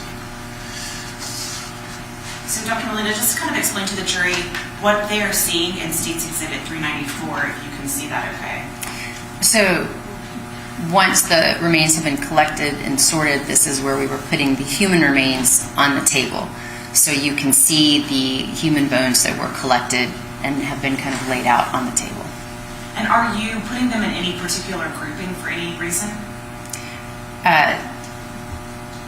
So to make things easier on the anthropology that's going to be done in the office, they are grouped by kind of bone type. We put the vertebral bodies together, the long bones of the arms together, the ribs are together, the skull. I was trying to help the forensic pathologist who was going to have to do the exam in the office. And so is that kind of what you're describing here in 395, just a similar grouping of kind of keeping similar bones together? Yes, and what we're also doing here is making sure we're not missing bones or we don't have extra bones, right? So we need to know, is this one individual versus multiple individuals? We don't have extra bones. But also when we're searching, we want to make sure that we've found as many bones as we can. So we want to make sure we have 2 humerus bones, 2 ulna bones. And so we're pairing them to make sure that we don't leave anything behind. And did you make a determination as to whether there was one human individual or multiple human individuals? Yes, these remains are consistent with one individual.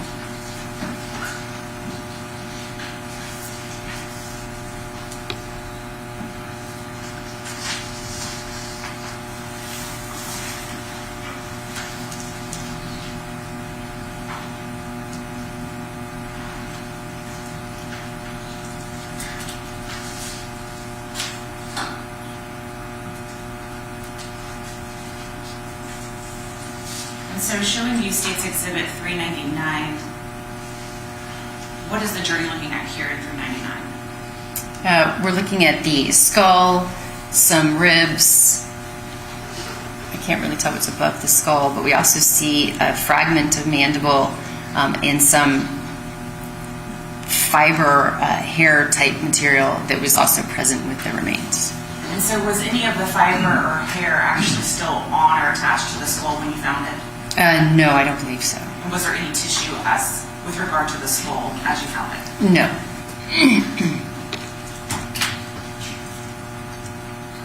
So in State's Exhibit 401, what is the jury looking at in State's Exhibit 401? So this is the other side of the table where we can now see that we recovered the leg bones. There's some rib and other bones there as well. We see the other portion of the mandible, but we can see that the leg bones have that tissue and are actually still held together with the feet and the leg bones kind of in anatomic position, if you will.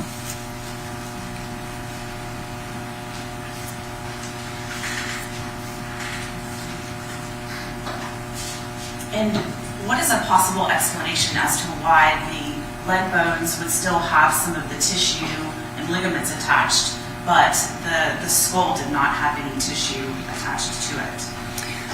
Well, as we saw with that tree line, we saw that where the area where the skull and the arm bones and rib bones were, that was in full sun, whereas the legs are under the tree line in the shade, right? And so there's all sorts of different environmental factors that determine how quickly remains will decompose or break down. The sun or heat being one of those factors. So the fact that some of the remains were in full sun and the heat and more kind of readily exposed, if you will, that tissue is going to break down faster than the remains that are in the shade and maybe a little more protected from the elements.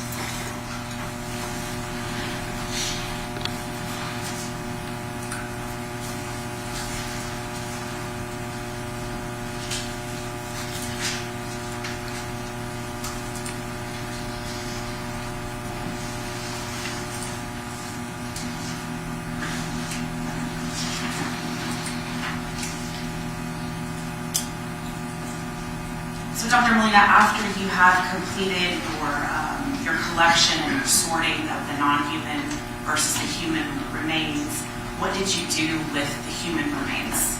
The human remains are then brought to our office for a full examination. We do full anthropology, looking for trauma, but that's done at the office with appropriate lighting in an appropriate setting when it's a much better examination can be done than in the field.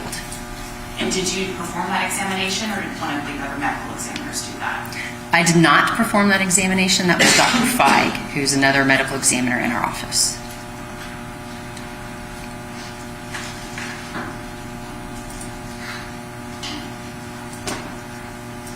And were you a part of making the identification as to who was the human remains that you found? Yes, I was. And how is that process, the identification process, broken? So in this particular case, the police had a person that they thought these remains were. And so when we brought the remains back to the office, we took photographs of the teeth and x-rays of the teeth, and were able to send those to our forensic odontologist, basically a forensic dentist. And we already had the x-rays, what we call the antemortem x-rays, so dental x-rays taken in life of the person the police thought the remains were. I'm going to object to your saying confrontation. Thank you, Your Honor. Confrontation doesn't imply it's not testimonial, and she is an expert witness. She can rely on your statement of her opinions. No, it is 100% testimonial. It was done for the purpose of a criminal investigation. I'll deny it.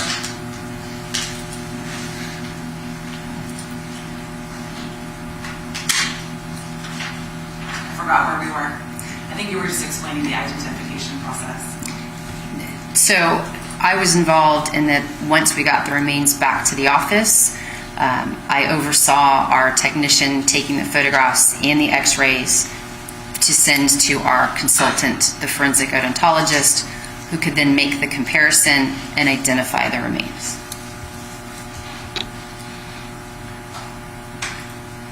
And so then did you and your office make an identification as to who the human remains were? Renew the second objection, Your Honor. You're saying confrontation. So Yes, And who was that? that the remains were those of Andreen McDonald.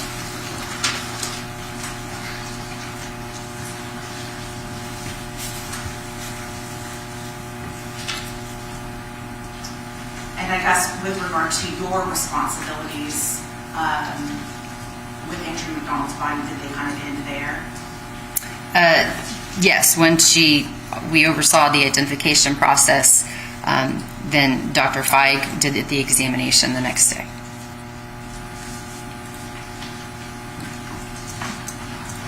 Ask the question. Defense.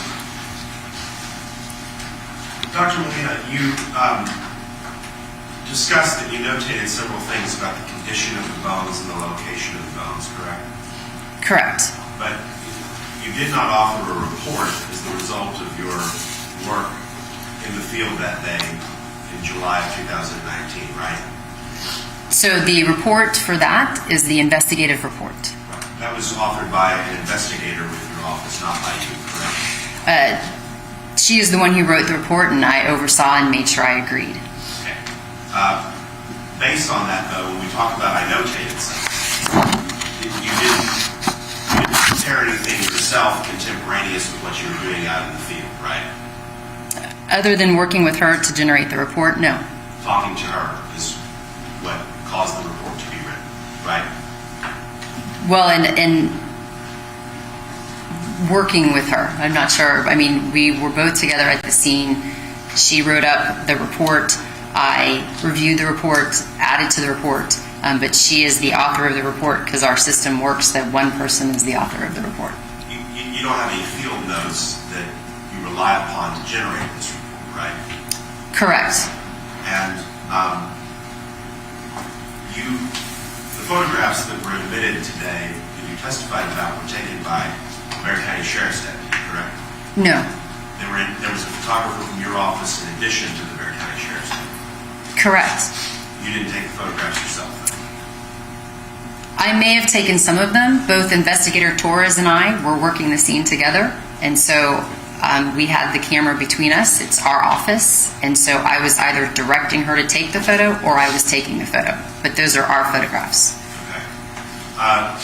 As you're photographing them, you didn't set out a grid or any system to specify where the bones in a particular picture were in relationship to other bones not in the picture, right? Correct. There was no diagram drawn of how the bones were when you originally came upon them, correct? Correct. Your primary objective was to separate out the human bones from any other types of bone from any other animals that might have been commingled, correct? Our primary directive was to collect the human bones. Okay. And to do that, you had to separate them from the cow bones. Correct. You stated that normally, if it was a smaller animal, protocol would have been for that process to have been done in the laboratory, right? Well, normally, if only an investigator goes to the scene, then the investigator has to bring all of the bones in because they are not necessarily trained in how to separate. If a medical examiner is at the scene, the medical examiner will separate at the scene. We don't always go to the scenes, but if we are there, then we'll separate even if it's a smaller animal. It just means a medical examiner must be present at the scene in order to do that. So whatever evidentiary significance that other bones might have, you're not concerned with collecting that from the laboratory or for anyone else? For the non-human bones? Correct. Yes, the non-human bones do not fall under our jurisdiction. And you all didn't take them with you? No. They remained at the scene? I do not know. The sheriff's office was also present at the scene, and they can collect those as evidentiary specimens should they desire. Were you keeping a written log of the bones that you had determined to be human as you found them? No. So when you were talking about sorting them and making sure that there's only one person, you were just eyeballing that, correct? Correct. And you indicated that some portions of the skeleton were not recovered, correct? I don't believe I said that in this testimony, but I said that it wouldn't surprise me if they weren't, but I did not do the full anthropology, so I don't know which bones were not recovered. Okay.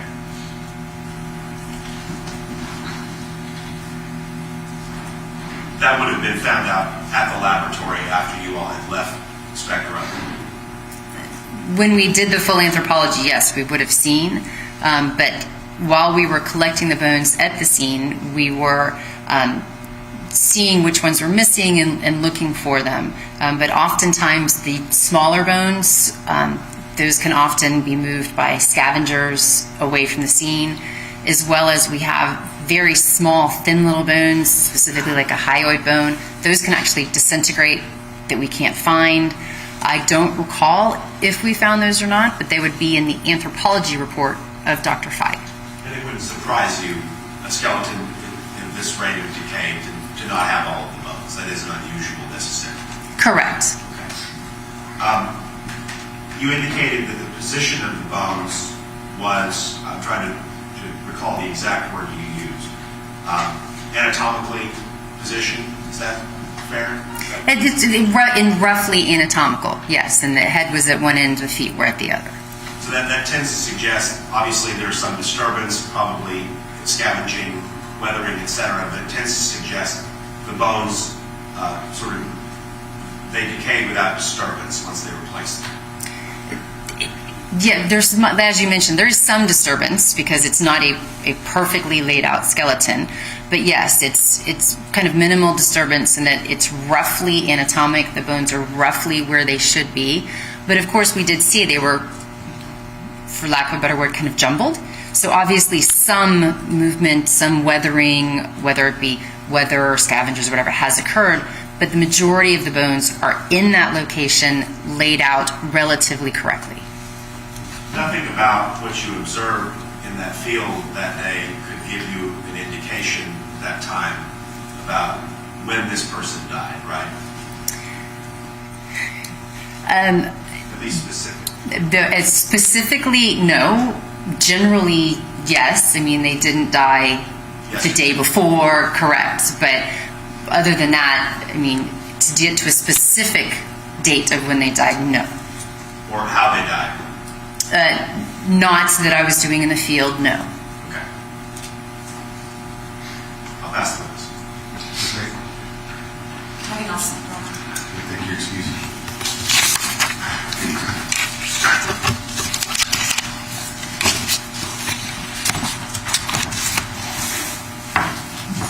State next witness. Statement called Dr. James Feig.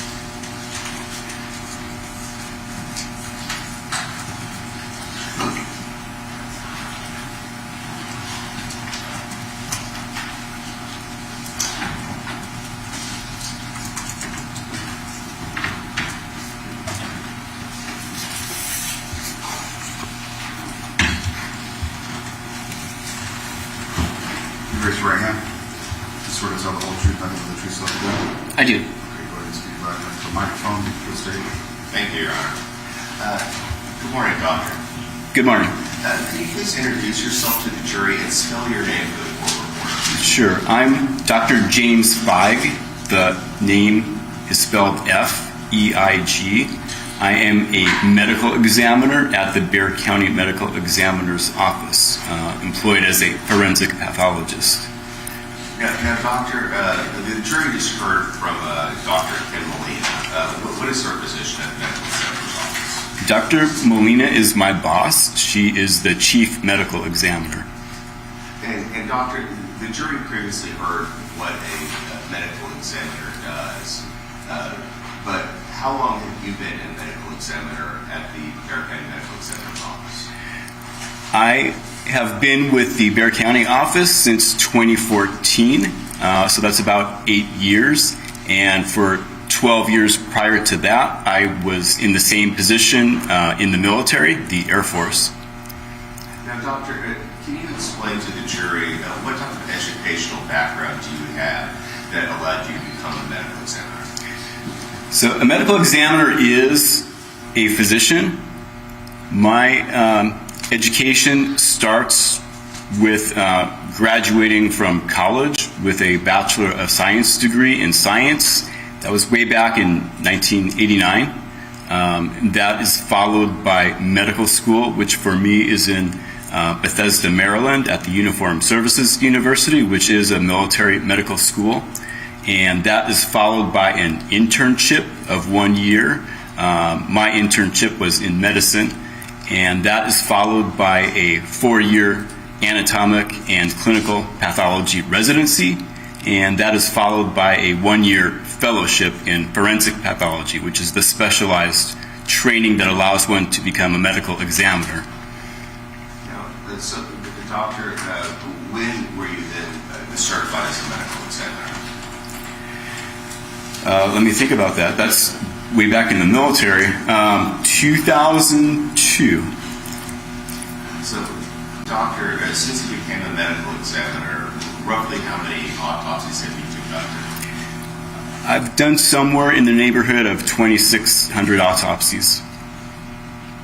And I believe you stated you began working at the Vertebrae Medical Examiner's Office in 2014, am I correct? That is correct. Now, doctor, back in July of 2019, what was your position at the Vertebrae Medical Examiner's Office? The same position I currently hold, medical examiner. Now, doctor, did you happen to conduct an autopsy on Andre McDonald on July 13th, 2019? Yes.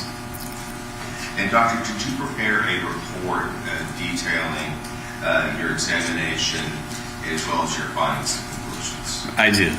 Your Honor, may I approach? Yes.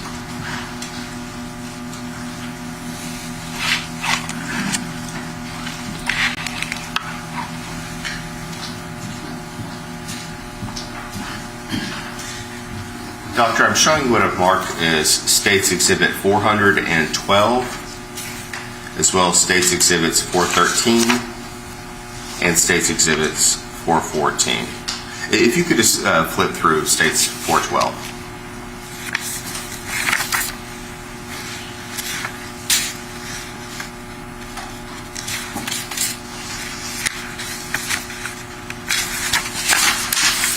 This is a copy of my report. And doctor, in States 413 and 414, are these diagrams prepared by you in association with your report? They are. I would consider them part of the report, but certainly you can pull them out. They were prepared by me. And as part of your duties as a medical examiner, are reports generated when an autopsy is done? Yes. They're kept in the regular course of business? Yes. Are they done by somebody at or near the time of the event took place? Yes. Your Honor, at this time we move into evidence exhibits 412, 413, and 414. Subject to objection.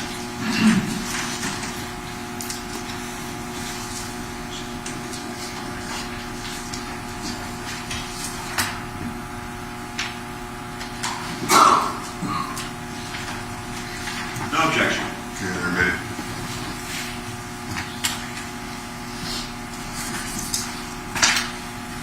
Doctor, do you also have a copy of your report in front of you? I do.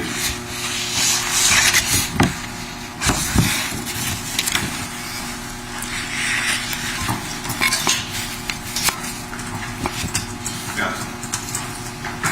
Doctor, in this instance, when a body or human remains come into the medical examiner's office, can you explain to the jury what is the procedure in terms of you receiving those in the board to conduct an examination? When a death is reported to the office somewhere in Bexar County, one of our investigators typically will go to the scene and gather some preliminary information about the circumstances of the death. The body or remains then come into the office and are examined by one of the doctors.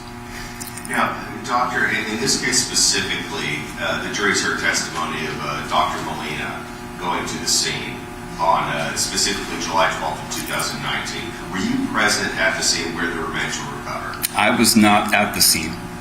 And did you have access to any reports by either Dr. Molina or the medical examiner's investigator in terms of the recovery of those remains? Our medical examiner office investigator does prepare an investigative report, and in addition, photographs were taken of the scene. So do you have that available to you when both doing your autopsy as well as making your report? Yes. Now, doctor, approximately what time of day on July 13th of 2019 did you conduct the autopsy on Andreen McDonald? So this is a little bit of a tricky question because typically when we perform an examination, there is an intact body. And so the date I list on my report is the date of the entire examination. In this case, wherein essentially Andreen is composed of bones, skeletal remains, the examination takes place over several days. So the listed date of 13th July, 8 o'clock is when the exam is started, but it goes on for days. Now, doctor, you said that you've done, I think, approximately 2,600 autopsies in your career. Is it common to do an autopsy just on skeletal remains? In my experience, it is uncommon. I've probably done about a dozen cases of skeletal remains cases. And typically, when you do an autopsy, it's with I guess, closer in time to the actual event of the death. Is that correct? Certainly. When we are dealing with skeletal remains, there are some issues that come up that we would not ordinarily see. One of those is that it is difficult to piece together any wounds or natural disease because the organs and the soft tissues are largely absent. So in a situation like this, you're more limited because you, in essence, just have bones. Say that again? So in a situation like this, you're more limited because you only have, largely only have bones to examine. That's correct. Now, doctor, when this examination began on July 13th, 2019, how did you receive the remains at the beginning of your autopsy? Well, the remains come in like any other case inside of a body bag. In addition to bones inside the body bag, there were additional paper bags full of bones and other materials in this case.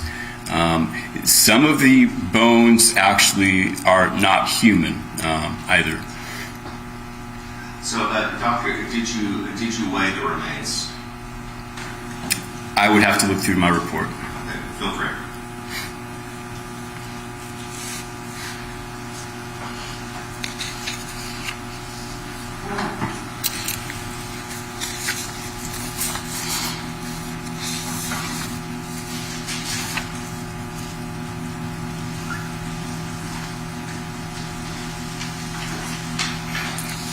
I'm not seeing that the remains were weighed. Oh, they were actually. So, I'm sorry, that's in the first sentence. The remains, again, comprised of the bones, weighs 18 pounds. Now, doctor, I assume when you received these remains in that white body bag that you referenced, do you then begin an inventory so you can conduct your autopsy? Sure. So the initial challenge is just to see what is present and to make sure that there's not more than one person. And if there is, like in this case, one person, how complete is the skeleton? And another issue is, are there any intermixed animal bones, as there were in this case? So you had to conduct that process. Did you make any notations in terms of any human bones that were absent or missing from what you received? I did. The skeletal remains are largely complete. There's a few missing items. One is the hyoid bone, which is a bone in the throat. And The other bones that are missing are some of the hand and finger bones. Did you also make any other notes about the condition of something other than strictly skeletal that you were seeing on the body? While most of the skeletal remains are just comprised of bones, there was some residual dried soft tissue along the lower extremities. Now, doctor, I assume you said that there were also some non-human remains, non-human bones. You had to separate those from the human bones, correct? Yes, and I know that to a large extent the non-human bones were left at the scene, but a sampling did make it to the office.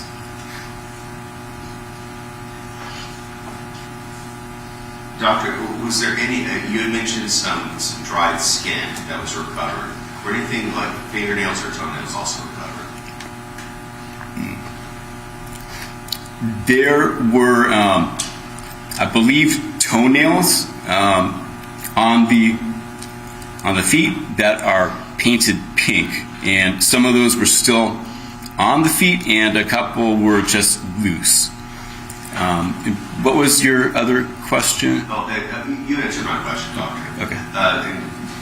You said that there were several bags kind of within the main bag itself. Was any hair recovered? Yes. Was that contained within one of the bags? I believe so, yes.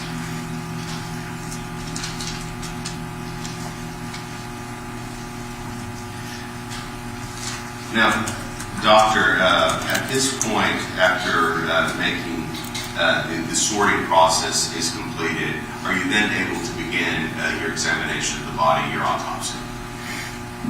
Yes, so I would actually consider this initial process as part of that examination. But yes, once the reassembly has taken place, that allows us to look more specifically for findings within the bones that might indicate things like diseases or injuries. Your Honor, may I approach? Yes.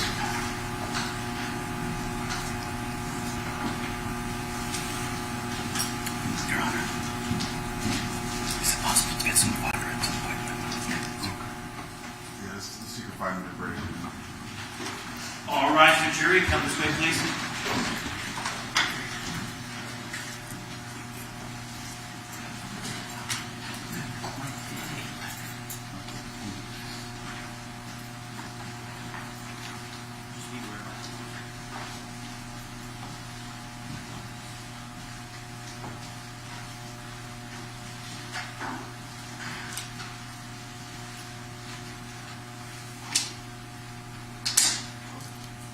If you want to go do that, yeah. Thank you, Mayor.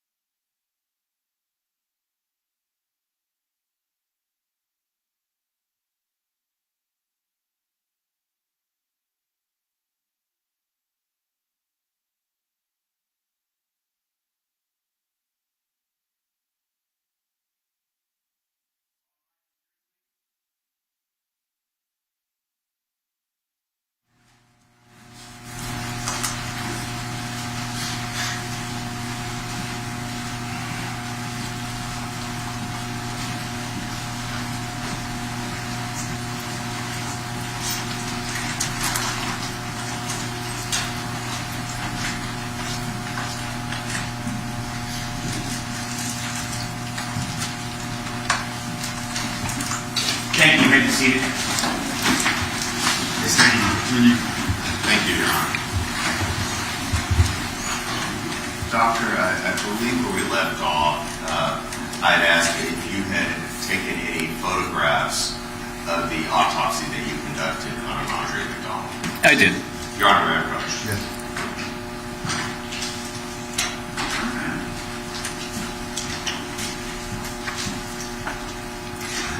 Doctor, outside the presence of the jury, did I show you State's Exhibits 415 through 432? Yes. Now, Doctor, are these photographs that either you took or someone at your direction took concerning the autopsy you conducted in this case? Yes. Do they fairly and accurately depict what that looked like back on or around July 13, 2019, or the preceding days? Yes. Your Honor, at this time, the State would move into evidence Exhibits 415 through 432, subject to objection.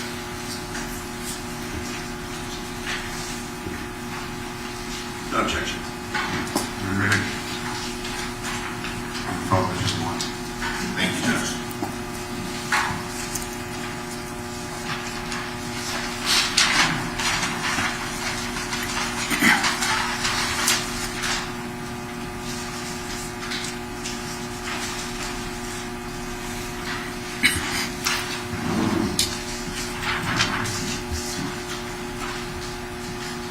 Now, Doctor, I believe you stated previously that you also had some diagrams associated with this case that you crafted.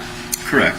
I'm first going to show you State's Exhibit 413.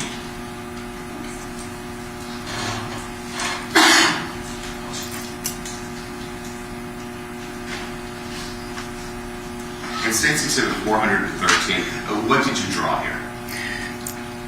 The drawing here depicts a fracture of the mandible, and you will see pictures of that later on, but this is just another way of recording that. So injuries are recorded as text or verbiage in the report itself, as drawings, and as pictures. And Doctor, with that, I'm now going to show you State's Exhibit 415. Can you explain to the jury, what is this number underneath the photo, at the bottom of the photo that you have? The photo that's being displayed right now is what I call an identification or intake photo. And what this is that for most people, you know, that still have a body, we take a picture of the face and we also display our case number. And the case number is unique for each case. It's generated very simply by the year in which the exam takes place, followed chronologically from number 1 to however many numbers need to be generated for that year. And we then more or less refer to the case by the number rather than by the name, which is especially good for a case like this, wherein the remains are skeletal, so that we need to do additional identification to make sure who the body belongs to. Hey, Doctor, I believe you may have said that this is a unique number associated strictly with this autopsy, correct? It is. Now, Doctor, you had mentioned a injury that is first present in States 415. What injury did you observe? Which one is 415 again? I'm sorry, States 415, the photo that's currently displayed. So the main purpose again of this photograph is just to show what the face would look like. Here, obviously, we're looking at a skull, but on the skull, you can also see that there is a fracture line running through the mandible. And Doctor, I'm now going to show you States Exhibit 416. Is this the mandible that you had referenced? Yes, this is the mandible showing a closer up view of the fracture. And Doctor, I guess for kind of in layman's terms, is the mandible the jaw? Right. So I'm going to refer to the mouth or jaw as a maxilla and a mandible. Most people would think of the mandible portion as the jaw, and that is the part that the lower part that moves when you talk. And doctor, what observations did you make in terms of the injury to the mandible? The fracture to the mandible is complete, so that we will see shortly the mandible is really in two pieces. And with that, doctor, I'm now going to show you State's Exhibit 417. Actually, can you back up for one moment? Yes, sir. So I think you can see it in this picture. There's actually sort of a triangular defect at the bottom, and so that is an absent piece of bone. We never recovered that. And now, doctor, State's 417. Which side of the mandible is this? So we're looking basically from the inside out, and we're looking at the right side of the mandible or jaw. And the fracture line is the one right up front there, or on the edge in this picture. And now State's Exhibit 418. And this is the left side of the jawbone, again showing the fracture, but this time on the opposite edge. Now, doctor, did you also make note of further evidence of injury? There is additional injury, yes. And doctor, before we get specifically into the area, did you also prepare a diagram in States 414? I did. And what does this diagram depict? This diagram is showing the spinal column and the ribs. And I have also enclosed on this diagram an insert that shows the names of various parts of the vertebrae, which are the bones that comprise the spinal column. Now, doctor, first, in terms of the spinal column itself, what groupings are contained within the spinal column? So just sort of as an anatomy lesson, I suppose, the spine is comprised of 7 cervical vertebrae, which are in the neck, followed by 12 thoracic vertebrae, which are in the chest, thorax area, and that's followed by 5 lumbar vertebrae, which comprise the lower part of the torso. And doctor, you had also stated that you did a separate diagram of the, and I apologize, my pronunciation is awful, but of the vertebra. Is this what you're referencing? Yes. And is each vertebra comprised of several different parts? Yeah, so if I may just go over this real quickly, the main or largest component of the vertebra is the body, and the rest of the bone surrounds a space called the vertebral foramen, and that's where the spinal canal is. And the bones themselves have some names, which I'm just going to go over a couple because they're going to be relevant soon here. One is the spinous process, which is a projection of bone that juts out posteriorly or towards the back. And the other are the transverse processes, which are bony prominences that jut out to the sides, to the left and to the right. So, doctor, a healthy vertebra should look like this. That's correct. And one other note is that the inset diagram here is specifically showing a cervical vertebra, which actually has additional foramina or holes, and the holes called the transverse foramen or foramina house an artery called the vertebral artery that courses through that space surrounded by the bone. Doctor, I'm now going to show you States Exhibit 419.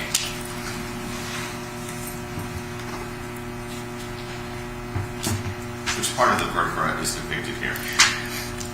I had said previously that there are 7 cervical vertebrae. In Andreen's case, 1, 2, and 3 are fine. This is now showing C4, and the left transverse process is the part on the bottom edge of the picture. And I think you can see that there is an absent area of bone where it has been fractured away. And in addition to that, would it be possible for me to go up there real quick? That's fine. Thank you, Josh.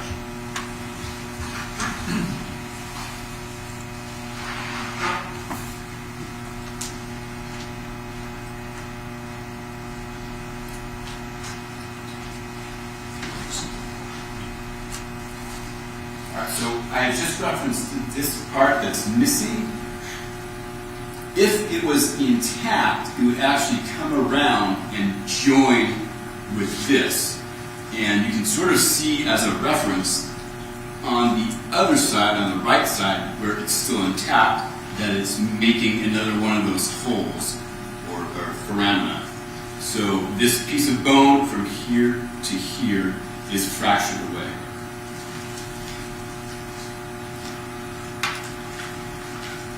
And so, doctor, if I have this correctly, the fracture is on the left transverse process connecting to the left interior. Connected what?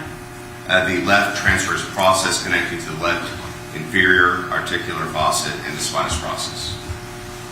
Is that correct? I wasn't really listening. Let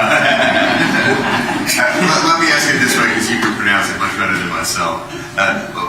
Where you noted the fractures in what areas? So the fracture that we see here is the transverse process, the left side. Did you make any note in terms of any particular defects as to that injury? I don't have a picture, but I did make some additional notes.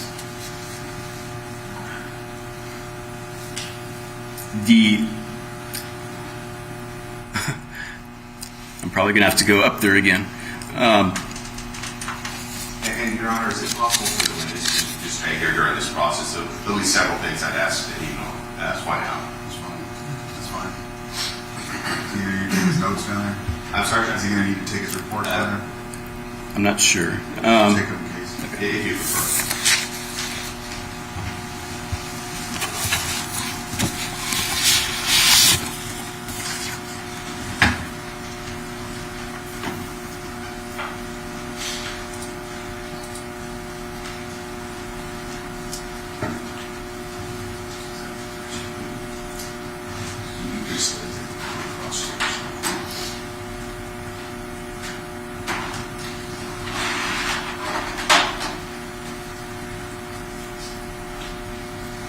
So on the same left side, there is also sort of a divot of the portion of this bone that connects this area, but you can't see it in this view. It's on the other side. Then with that, the state, I'm not going to show you State's Exhibit 420. Is this a better angle? So this is actually showing another feature. This is at a different viewpoint, and it sort of flipped it over. So this is now the left, and that's the same fracture that we saw earlier. But this part here is the back, and this is what we call the spinous process, which is the bone that juts posteriorly or towards backward, and it is fractured away. So we have a fracture of the spinous process of C4. And in addition, we can see the transverse process fracture of the left side. Doctor, did you make any notes about the shape of the defect? So there is one other defect that I, again, don't have a picture of. And it's sort of like a little divot or wedge shape. It is small. Doctor, I'm now going to show you State's Exhibit 421. What are we viewing here? All right, so we just finished talking about C4. We're moving down so that this is C5 and this is C6. We're looking from the back. So C5 to C6, again, we can see spinous processes are fractured away. And Doctor, when you say the spinous processes, just to make sure that I understand correctly, is that just kind of almost the bony part of the spine if you run your thumb or finger down your spine? Sure, and some people call these dorsal spinous processes, but yes, it's the part that you can feel with your hand. And actually, in the same picture, since I'm up here, you can see a couple of other things. There is a fracture over here on C5, on the right inferior facet, it's called. And then there's a little divot up here on the superior articular facet of C5. And this would be like what I just referred to as like what the divot or the wedge-shaped area would look like. So again, that part is sort of a small focus defect. And you say a small focus defect. Did you make any notations about like any type of shape beyond that? I may have just said wedge shape. I don't think other than that. Okay. I'm now going to show you State's Exhibit 422. What is depicted here? All right, so we've now discussed C5, C6 in a previous picture. Now moving down one more level to C7. This is C7, and I am resting it on top of the first thoracic vertebra, which is T1. And the thing that I would like to note here is that C7 is fractured in such a way that is in three pieces. 1, 2, 3. So in States 422, you're actually displaying the three different pieces here. And I guess the top one being here. This is not connected to here currently, correct? Yes. Okay. I'm now going to show you States Exhibit 423. What are we seeing here? This is showing the same bones, C7 and T1. However, if you think of this as sort of a puzzle, the C7 fracture has been reassembled so that this is sort of what it should look like, although you can still see the fracture lines running through it. So going back quickly to States 422, these are the pieces, all three pieces, not connected, and then in 423 you put them together. Yes. Doctor, I'm now going to show you States Exhibit 424. What are we doing here? We are now moving down away from the cervical area into the thoracic area, and this happens to be the T11 thoracic vertebra, and we're looking at it from the left side. So this is the left side of T11, and what we can see here is a fracture of the transverse process, the bone that projects to the side. That part is fractured off. And in addition, you can see in this photo that there's another sort of wedge-like defect here and a smaller linear defect down here at the inferior or bottom edge. And I'm now going to show you States 425. Is this a different angle? It's the same angle, but what's different on this picture is that that small bone fragment is placed here. So this bone fragment is going to rejoin there. And now in States 426, is this the assembly of those pieces? So yes, this is the vertebra now reassembled. If you look closely, you can still see that the fracture where the bone meets the rest of the body, the vertebra. Now, Doctor, you had previously talked about injuries to the mandible and injury to the vertebra. Did you also note other injuries? There is one other injury that was noted, yes. I'm now going to show you states 427. What is depicted here?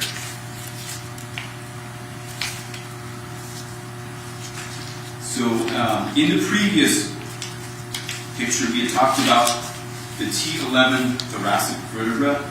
This is, at that level, T11, one of the ribs. And this is the right side. So this is the right 11th rib.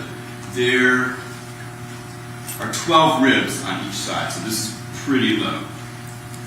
And the fracture line is this jagged area up here. I'm now going to show you states 428. Is this a close-up view of that fractured area?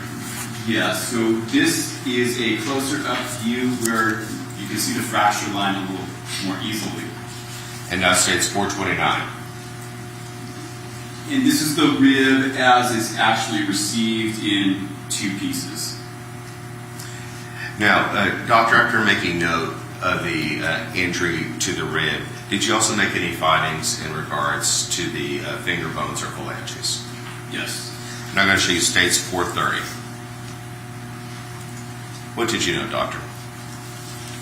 So these are depicting right-sided phalanges or finger bones. And the one at the top, you can see that blackened area, that is a burned area. And extending outward from that are thermal or heat-related fractures. So you can see that there's sort of a crisscross and transverse pattern of those thermal fractures. Now, doctor, making note of that, you had previously stated that you also received some I believe, tissue or skin, correct? Correct. I'm not going to show you states 431. What is depicted here? So one of the things received with all the bones was a flap of dried and shriveled skin, which is being depicted here. Now, did you do anything with that skin after receiving it? Yeah, so you can see that it looks like maybe there's some sort of drawing on there, and what I did was put the skin in a solution of alcohol, because that sometimes sort of cleans things up and also draws out colors. I'm going to show you now states 432. Is this a picture of that skin after you cleaned it up and had it in the alcohol solution? It is, and so now it's also pinned out on the board. I'm sorry, Dr. What? What is that? Sorry. I'm sorry? I didn't hear you. Oh, it is now pinned out, like thumbtacks, push pins. Is that what you want? On cardboard. Oh, I see. Just for a better visual display. Yeah. So the reason for that is if it were not pinned, it may still sort of roll up on itself. I see. Doctor, you can have a seat. Thank you. Thank you.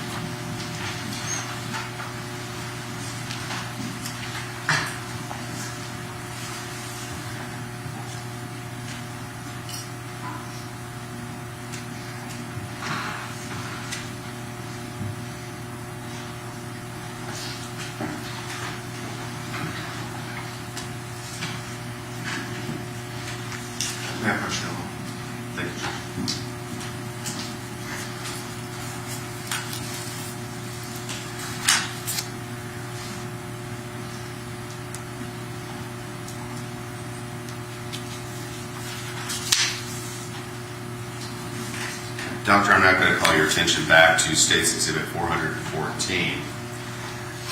You had made reference to injuries to the C area of the spinal column. You said that's in the neck area, correct? Cervical equals neck for our purposes. So on this diagram that you crafted, did you show where the injuries that you noted in your autopsy were? I have generally indicated where the injuries are by that sort of encompassing line in the cervical vertebra area. And in addition to that, I've just pointed out the T11 vertebra and the 11th right rib. And again, doctor, the cervical area is neck, and the thoracic is then down lower in the body, correct? Yes. And then the 11th rib, also closer to that T11 area. Yes.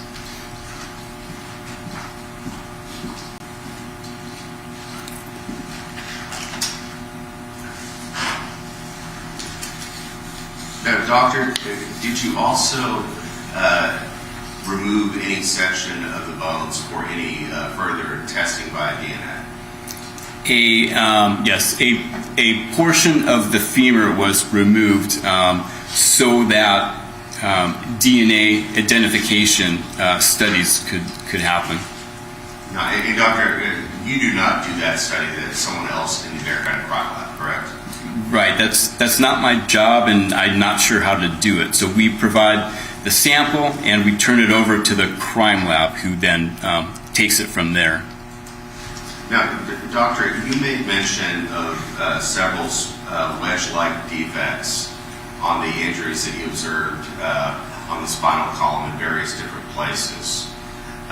Would that be consistent with being struck by a multi-phased tool? Yes.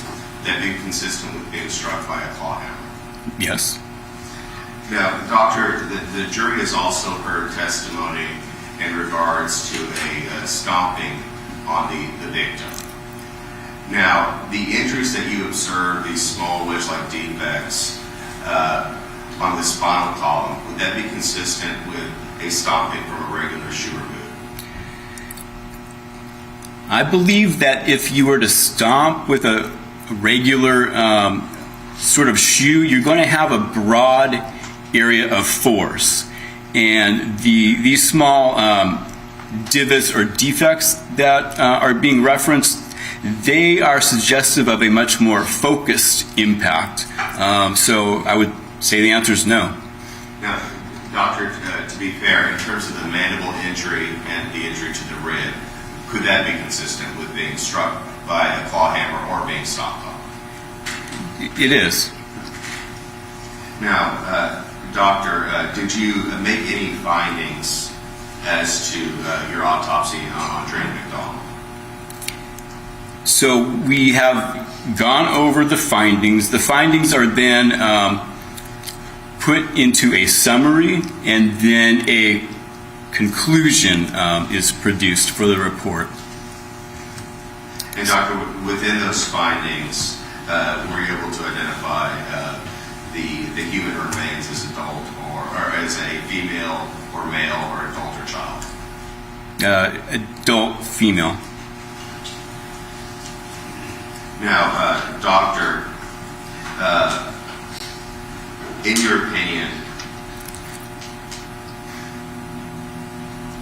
how did Andre McDonald pass away? In order to answer that, I would have to tell the jury that there is uncertainty related to this case because of the fact that we are only looking at bones. So the way that I have phrased her cause of death is homicidal violence, including blunt force trauma, because we know that there is some sort of blunt trauma by the fractures.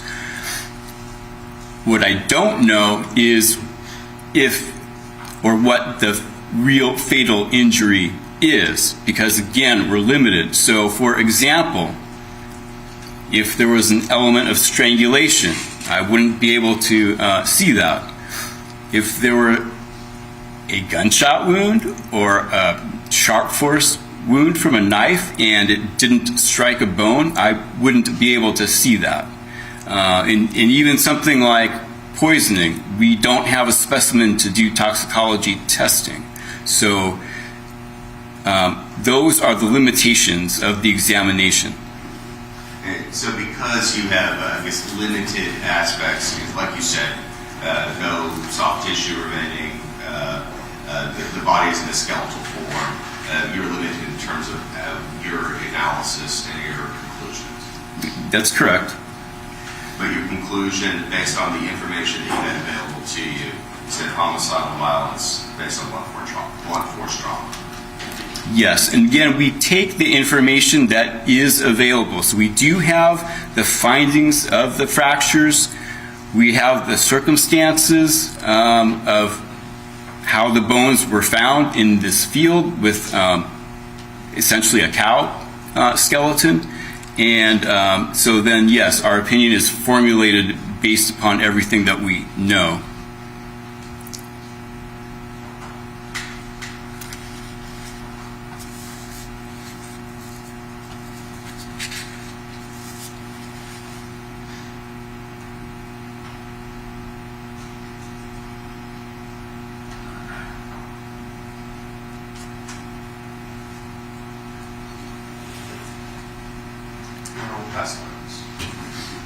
Okay, we're going to go ahead and break for lunch, and the defense will start their cross-examination at 10 minutes after 1, so an hour from now. All right, jury, this way, please.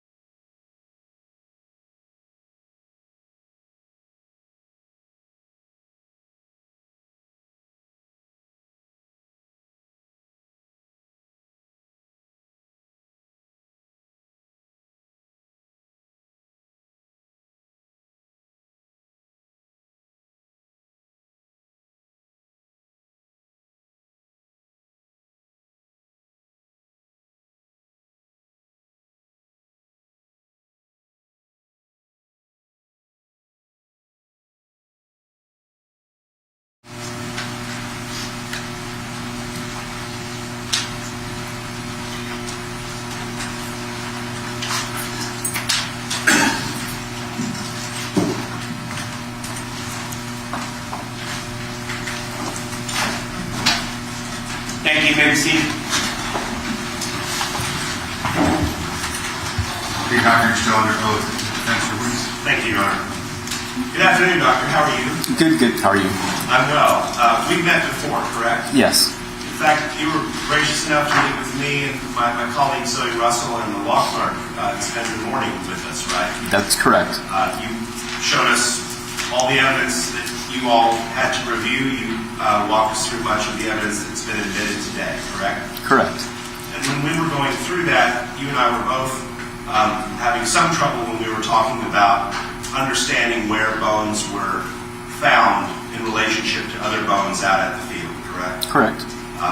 We had talked about you inquiring whether or not any grid work had been done or any diagrams had been made. Do you remember that? I do remember that. You indicated that you want to check into that yourself. I take it you didn't find anything. I was not able to find either that was or was not completed, so that's where I basically have not progressed beyond our meeting on that. Understood. You agree that would be helpful information for you to know when you're doing a report on a skeletal remains case like this? It's good to have as much information as possible. And I suppose at some point I could have talked to people that were at the scene, although I don't know that it would actually change my findings. It would just give me a better understanding of the scene. Understood. You said that this had taken you quite a while. I mean, unlike a normal autopsy where you sort of try to do the whole report in one session, this was something that was spread out over multiple days. That's correct. In fact, several months probably. So the way that these cases often work that are skeletonized is that the examination is completed in small steps here and there on different days when time can be found. Because some of these are time-consuming tasks. You actually piece together some of the vertebrae that had been damaged, correct? Right. So, and I would sort of compare the whole process a little bit to putting together a jigsaw puzzle. One, there are the intact bones, and then as you pointed out, we have some fractures that left multiple pieces of bone. And it does take some manual manipulation and experimenting to see how everything fits together. Understood. Now, when you received the remains, you didn't have any kind of an inventory or a checklist where they had gone through and accounted for the bones out in the field, right? No. That was part of your task, was to find out what do you have and what do you not have. Yes. So fair to say it would be impossible to know whether some of those bones may still be out in that field or whether they were lost forever or what happened to those missing bones. Yes, I do know that multiple trips were made to recover as much as possible, but in the end, yes, we have some missing bones. And you indicated that included some of the hand and finger bones, correct? Yes. And also the hyoid bone. Yes. Now, explain for the jury, please, what the hyoid bone is. The hyoid bone is a bone found in the neck. It is sort of buried within the musculature. It has a U shape to it. The reason why it is of some note to the pathologist is that if there is a neck trauma, such as strangulation, you may often get a fracture of that bone. And you could have damage to that bone also by a punch or a kick to that part of the throat as well, correct? Sure, yes. And so it's a significant thing to look at in a case like this when you're trying to find out cause of death. Yes. And it was missing, but to be fair, hyoid bones are really small, right? Hyoid bones are really small, and really they're sort of a free-floating bone. They're not directly attached to any other bone, so it's sort of a setup to lose it. Okay, so it's not uncommon to lose it. Yes. Okay. And because it's a small bone, it's also a rather fragile bone. Yes. Which is why it can be a contributor to cause of death in so many instances. Right. It's not actually a contributor to the death. It would be a marker of trauma. Such as a crushed windpipe. Right, but the hyoid bone itself being fractured is, would not be considered a fatal injury. It's a marker that something else happened. Something up to the soft tissues. Yes. Okay. Now, you had indicated to me that it is possible that the damage to the bones that you observed, none of those fractures or breakages in and of itself could have been fatal, right? Correct. It might have been, but it also might not have been. I believe in that sense, this is sort of circling back to what we just said about the hyoid bone. These would be indicators that there is trauma, but since we don't have organs, we don't have soft tissue, I can't tell you what other trauma may have been present. And similarly, in terms of it being trauma, we know that the trauma occurred, but we can't tell from these bones whether that trauma occurred while the person was still alive or after they had passed away, correct? The pathologists, when they look at a fracture of bone, we also look at the soft tissue surrounding it to see if there's hemorrhage, which shows that the injury happened while alive. Again, we don't have that, luxury here. So I have the fracture. So from my perspective, yes, I cannot tell whether this was received before death or after death. So, for example, if I were to break my arm and then go about my life for 2 or 3 weeks and then I passed away, you would probably be able to tell that the injury was sustained while I was still alive because the bone would have tried to heal itself, right? Yes, bone is like any other tissue in the body. When it sustains an injury, it tries to heal itself. And I'm going to anticipate your next question. I did not see evidence of bone healing. On any of these injuries? Correct. But similarly, I guess inversely, if I were to die and then immediately my arm bone was broken, the body would not make any attempt to heal because I'm dead. Correct. These healing processes take quite a bit of time. So in the acute stage, you're going to have the injury and no healing. That only happens as time goes by. Okay. So every injury we see here just as likely could have been sustained after the person passed away. That's technically correct. I would add, though, that the distribution seems a little strange in that they are concentrated about the cervical vertebra for the most part. So I'm not really sure how to explain that, but I just wanted to point that out. Well, okay. I understand, and that seems like a point we should probably focus a little more on. Once someone's dead, if the body is being moved, if it's being thrown down a flight of stairs, if it's being thrown over something, then there's no real, there can be significant damage in a given area where that happens, where the body lands, right? There can be, and I would use one of the injuries found with McDonald to go over this, the rib fracture on the right side. That is an injury that could be caused by many things. It's very nonspecific, and all of the injuries are nonspecific. It's just that the injuries to the vertebrae have caused fracturing that have broken away pieces of bone and also created small divots or wedges. So, and those sorts of things are indicative of some sort of focused impact. A tool, for example.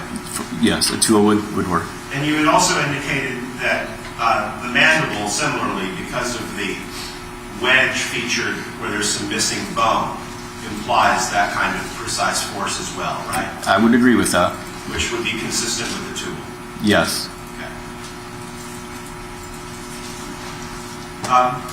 In general, I mean, obviously, people do break bones in fistfights and things like that.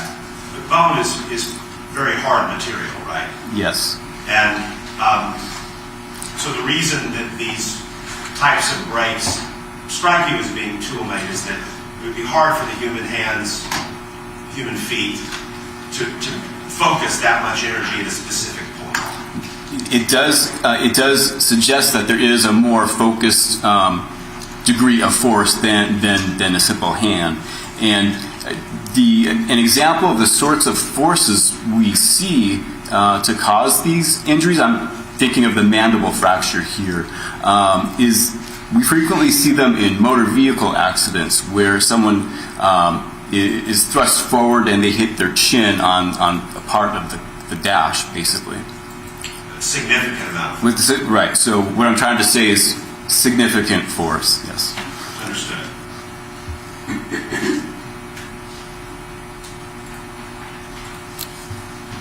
And so that's why in your report on page 3, while you discuss blunt force trauma because of the fractures, you indicate that you can't rule out an asphyxial component because of the highway bone's absence and the absence of cartilage. That's correct. Okay. You noted a couple other features. I just wanted to make sure that we all understand. You indicated that there are tori, or bony bulges, in the back of the mandible, right? Yes. But that is a natural thing. That's not a sign of injury of any kind. It happens fairly frequently. And what it is just basically a bulge of bone, but it's not a tumor or any sort of trauma. So it wouldn't indicate anything, disease or illness or weakening of her immune system or anything like that? It does not, no. Okay. And then also you noted that there was sacral spina bifida occulta, correct? Yes. And that's basically a gap in the spinal column? Yes, so if you think of the disease process called spina bifida, there is a defect in the bony vertebra such that the spinal cord can come out of the canal, and so it can be sort of a serious affair. With this, we are talking about a very tiny gap, such that the spinal cord is not going to escape the canal. So this wouldn't be a condition that she had. She wouldn't have had any lifetime struggle or difficulty with this. It's not a true case of spina bifida. Right, and that's the occulta is trying to imply that it's hidden, basically. I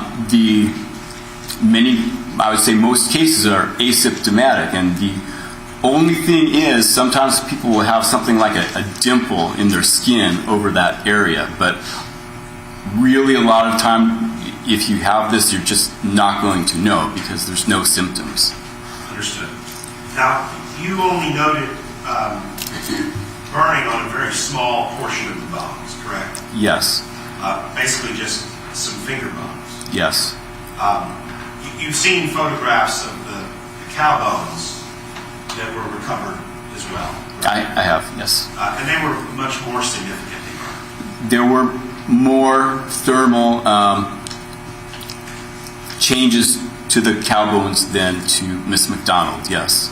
So any other discoloration of bone that the jury may see looking through the photographs, apart from those phalange bones in the hand, that's just because of the environment and the sun and things like that. It's not something we should attribute to fire or to injury. Yes, so when bones are left out above ground, they are basically going to weather. So sunshine and soil are going to stain the bones. Obviously, it would be impossible to give a pinpointed time of death based upon the evidence you had available. Yes, that's correct. But it's not an inconsistently, the condition of the bones is not inconsistent with the death that occurred at the end of February, right? That's correct. And the bones don't tell you anything more specific about how she died than what we've just discussed. Correct.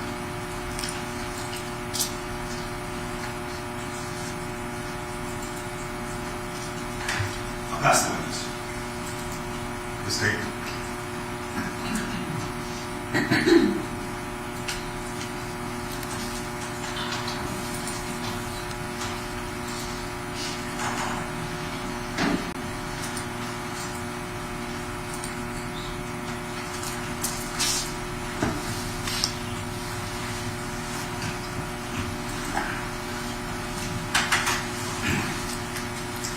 Doctor, on cross-examination, you had made note that you found it, I'm not sure if you used the word strange or unusual, the concentration of injuries on the C vertebra.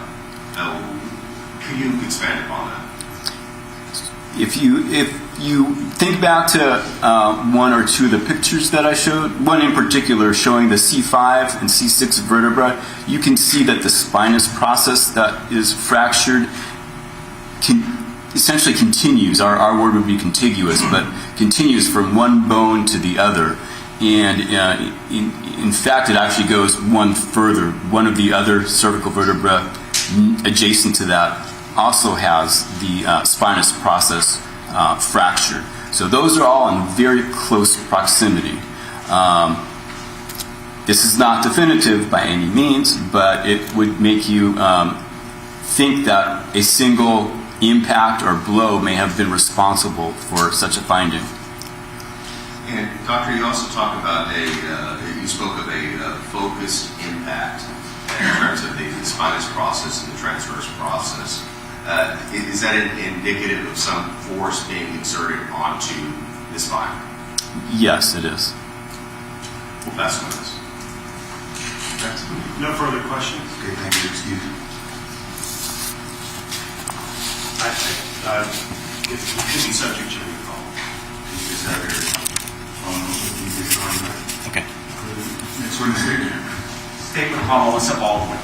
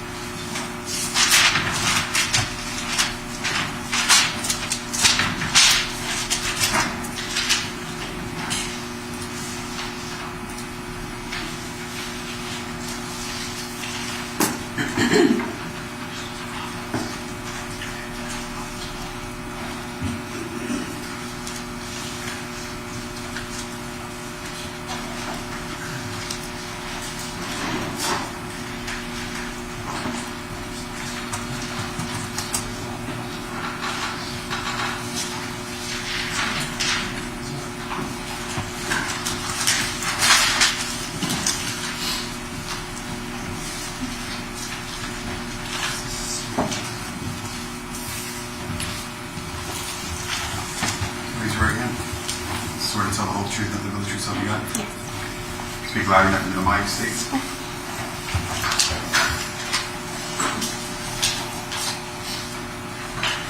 Ms. Baldwin, could you spell your first and last name for the court reporter? Yes, it's Melissa Baldwin, Melissa Baldwin. And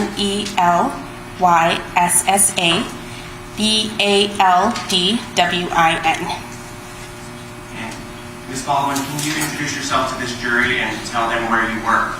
I'm Melissa Baldwin. I am a forensic scientist in the DNA and serology section of the Bexar County Criminal Investigation Laboratory.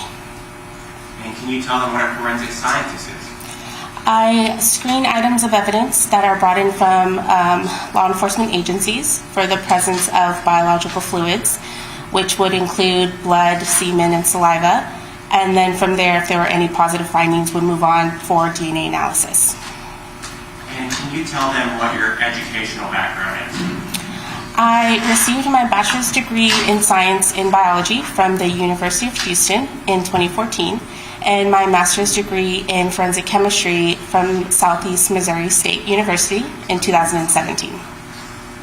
And after you graduated in 2017, where have you worked since then? At the Bexar County Crime Lab. Was the position you have now, is that the same position you had back in March of 2019? No. Can you tell everyone what your position was back in March of 2019? I was a forensic scientist serologist, meaning that I only did the serology screening of evidence. I did not do DNA analysis. And what is different about your current role? It includes DNA analysis. In your time working for the Bexar County Criminal Investigation Lab, have you had on-the-job experience doing the things you talked about in regards to serology and DNA? Yes. And do law enforcement agencies send you items of evidence for you to do serology tests on? Yes, they send it to the laboratory. Ms. Baldwin, can you briefly tell the jury, just in general, what a serology test is on an item that's sent to your lab? In terms of a serology test, there are different kinds of tests. For example, for a blood test, I use a color test, which 2 chemicals are added to an item, and if the color changes from colorless to pink, that's positive for the presumptive test of blood. And if there is a presumptive test of blood, what happens to that evidence at your lab? I retain the evidence, and then it is moved forward for DNA analysis. Did you conduct some presumptive blood tests in this particular case we're here to talk about today? Yes.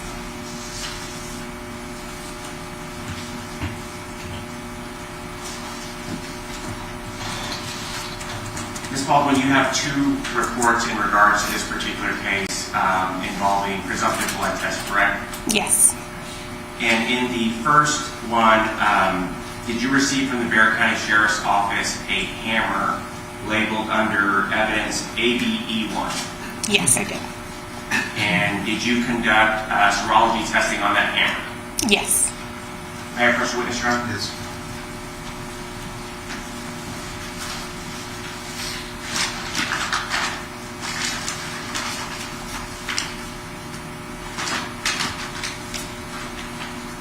Ms. Baldwin, I'm handing you what's been admitted as State's Exhibit 272. And can you just look inside of it? You don't need to take it out, but can you look at the package and look inside of State's Exhibit 272 and tell me if that's the hammer you conducted serology testing on?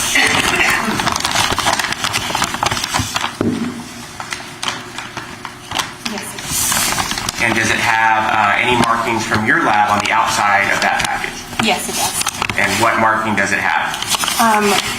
It has my initials, the criminal investigation laboratory number for this specific case, the date, and the item number. And for record purposes, can you just read the CIL number?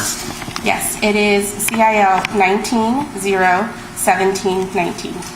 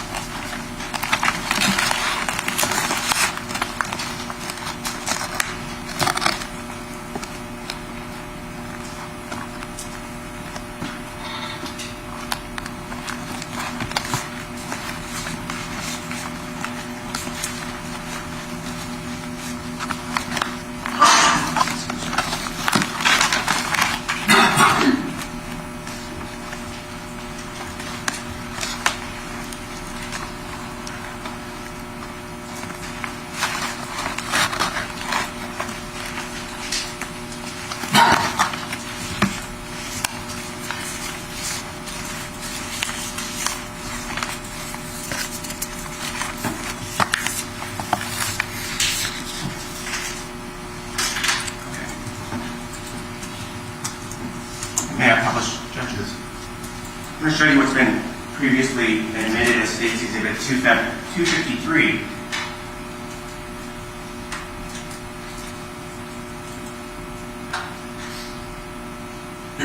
Which is a photo of that hammer that you just identified. In conducting a serology test on that hammer, can you tell them the process that you went through as a forensic serologist? When I screen items of evidence for blood, I do a visual examination first, meaning I just look at the item of evidence, and if I see anything that I think has red or brown soiling that could be consistent with blood, that is what I would test. And on this particular hammer, did you see anything like that? Yes. And can you tell the jury where you saw the things that you thought were possible blood? I saw potential soiling on the upper handle as well as the head of the hammer. And did you conduct serology testing on those spots? Yes. And can you tell the jury how you did that? I took a clean filter paper and basically wiped the area that I thought might have potential blood on it until some of that soiling was on the filter paper. And then on that filter paper, I would add the 2 chemicals that in the presence of possible blood would turn pink. And did they test positive for blood? Yes. And so the spots that you tested on that hammer tested positive, presumptively, for blood? Yes, it did. So after that happens, what do you do with that particular piece of evidence? I would take a swab that had been moistened with some sterile water, and I would swab the areas that had that positive result, and that swab would then be retained in our laboratory for further DNA analysis. In addition to swabbing a physical item for potential blood, at times do you receive actual swabs from a crime scene? Yes. And can you explain to the jury why you might receive swabs as opposed to a potential item from a crime scene? There's probably a variety of reasons. If the item that was swabbed might have been too large to be submitted to the lab, or if it was easier for the crime scene technicians to swab it. I'm not really sure in this case why swabs would be submitted. But is it possible that if the swab comes from the wall or part of the building, that obviously the swab has to come to you, correct? Yes, that would be preferred. May I first witness again, Your Honor? Yes.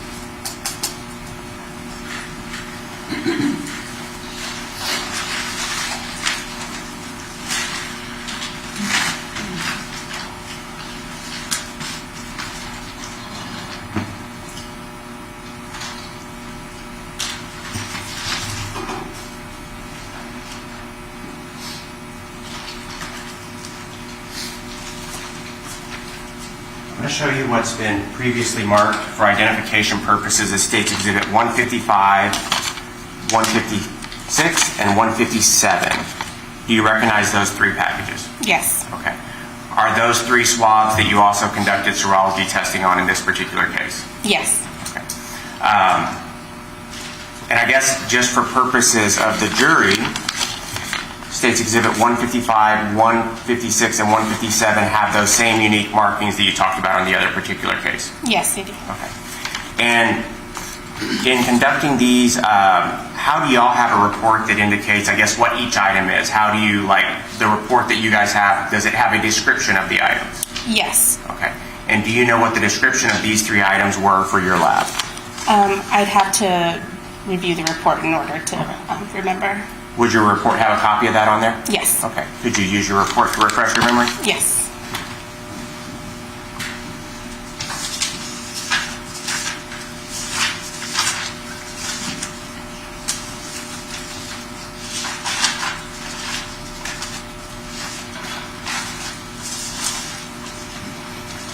Is this a copy of your March 14th report?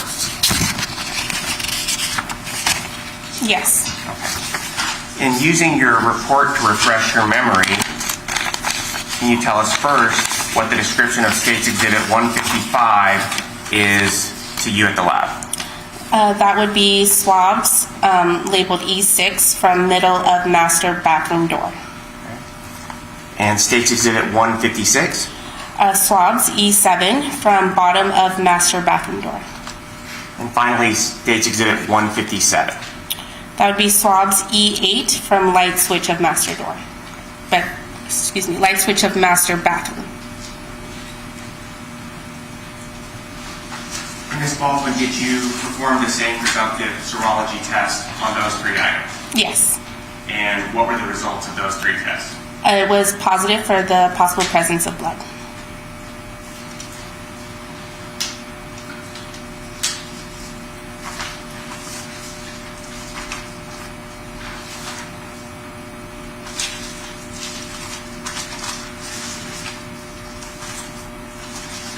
Ms. Baldwin, there's various items that lab receives in regards to these cases, correct? Yes. And we've talked about a few of them that tested presumptively for blood. I want to call your attention to another item of note. On your report, is there a item 2-6? Yes. And what is that item description? Black jeans. And may I first witness, Your Honor? Yes.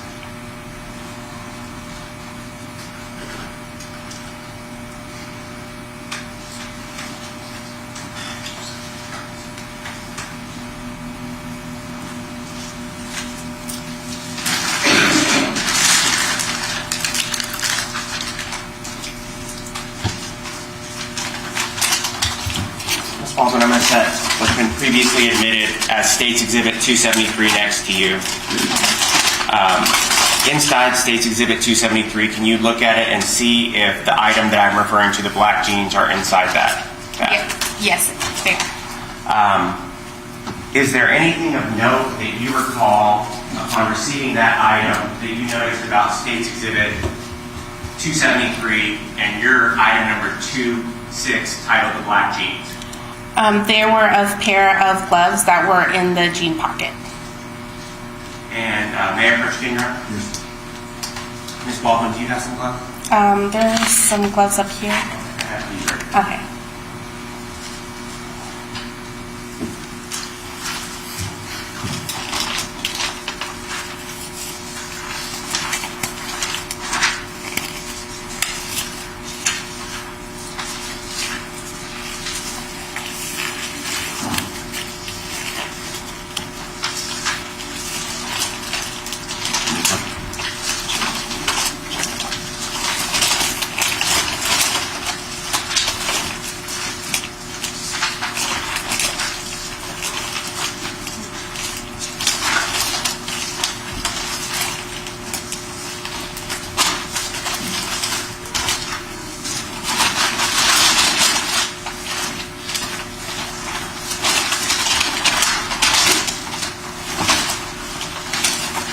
And at the time that you, in your notes at the time that you, I'm sorry. Sorry. Okay.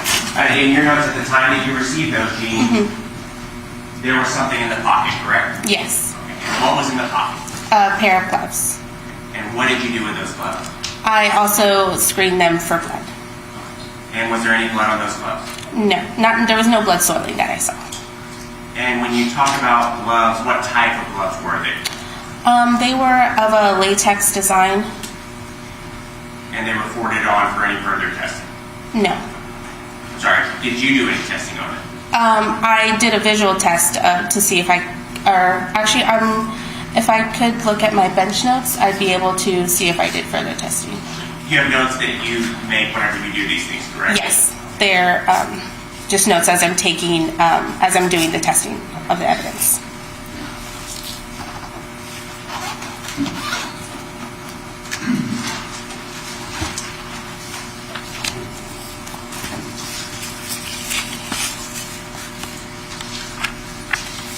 Okay. And using that to refresh your memory, can you tell us about the gloves?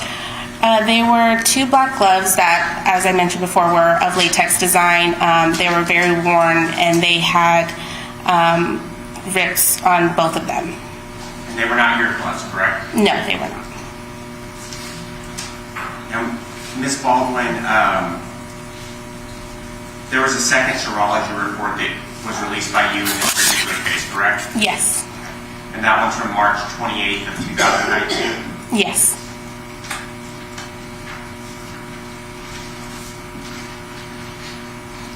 And in that particular report, on item number 48, has two items, 48-3, which is described as a sweater, and 48-5, which were described as jeans, correct? Yes, I believe so. And may I first witness again, Your Honor? Yes.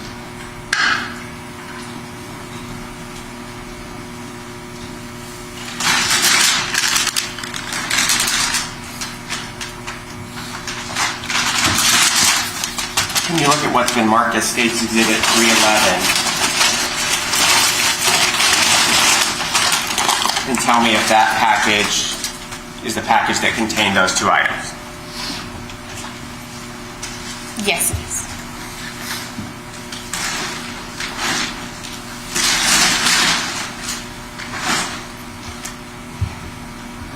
Ms. Baldwin, did you conduct serology testing on those two items contained in State's Exhibit 311, the sweater and the jeans? Yes. And can you describe to the jury the process for doing that?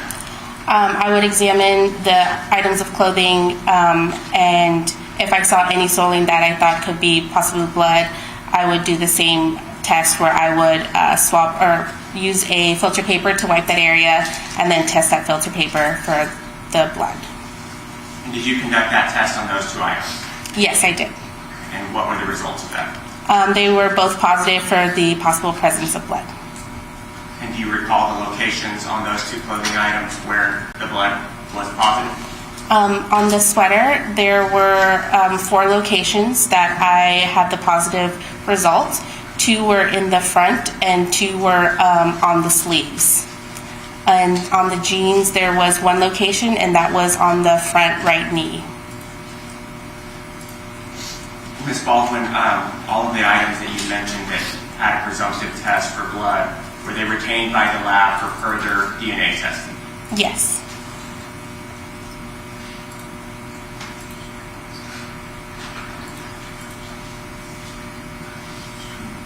So, and what is the process? What is retained for further DNA testing? Like, in what form are they retained?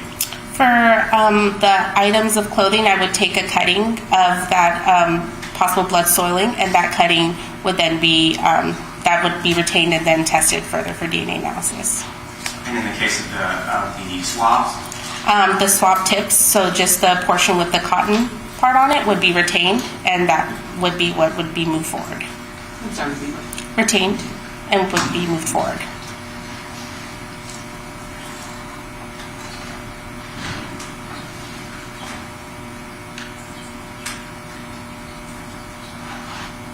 And finally, the hammer. How would that, the retention of whatever sample from the hammer, how would you do that?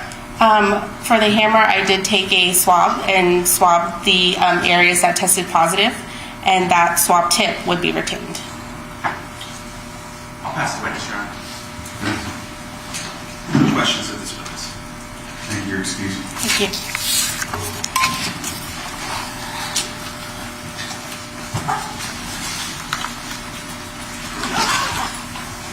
Michael James, the state's last witness today. Yes, Your Honor. Next witness.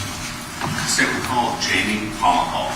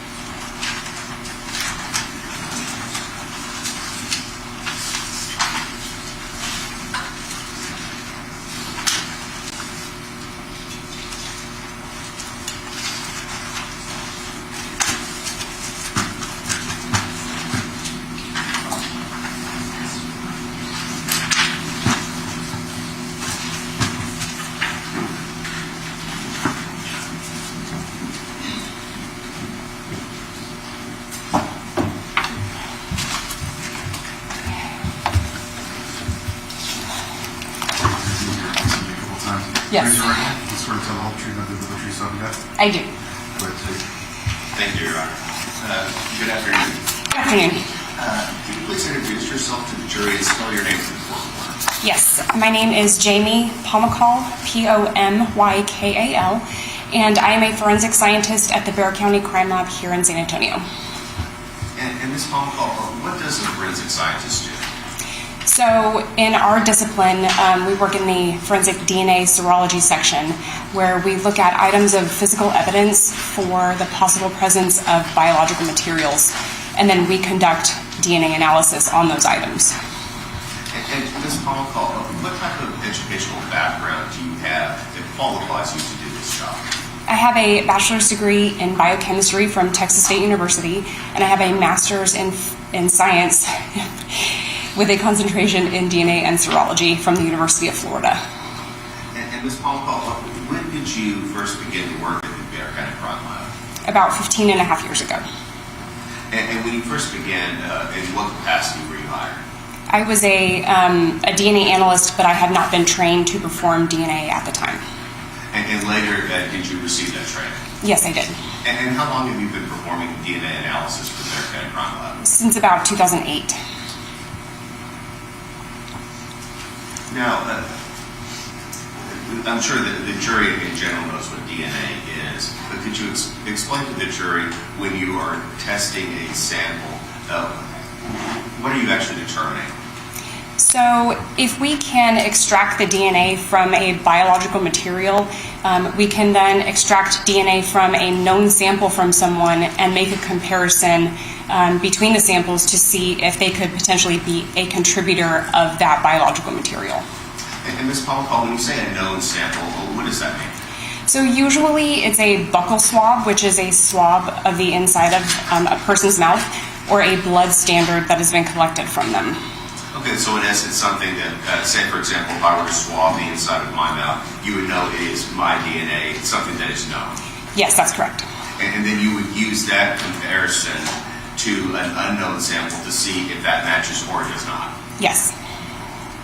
Now, Ms. Palmcall, did you conduct actually several different DNA analysis in this case? Yes, I did. Now, first of all, I want to call your attention to a forensic DNA report from April 18th of 2019. And do you have a copy of that report in front of you? I do. Now, first of all, did you receive evidence from your own crime lab, from the serology department, in regards to a case under CIL number 19-01719? Yes, I did. Now, did you conduct the serology on those items, or was that done by another individual? That was done by another analyst. No, so once, when you received something that had tested positive for some type of serology, some type of biological material, then when it comes to you, before that process is done, where is it stored in the crime lab? Where is it stored in the crime lab? We store all of our samples in a locked freezer until they're ready for DNA analysis. And once it's ready, is that when you're able to check that out and perform that analysis? Yes. Now, earlier you talked about known standards. Now, in this case, back in April 18th of 2019, did you have any known standards? I did. Your Honor, my question. Yes.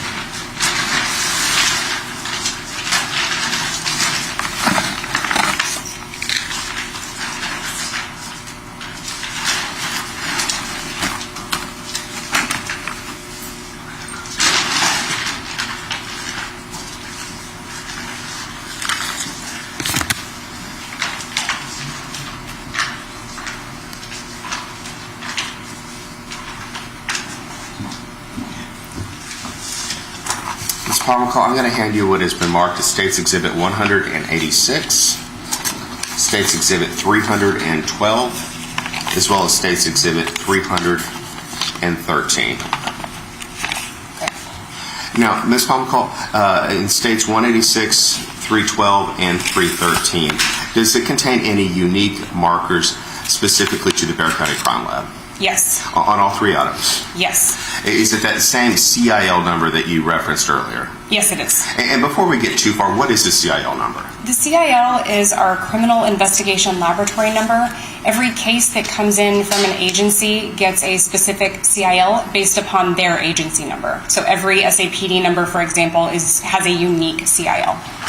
Now, first of all, in regards to State's Exhibit 312, Is this a buccal swab that you received from an individual named Andre McDonald?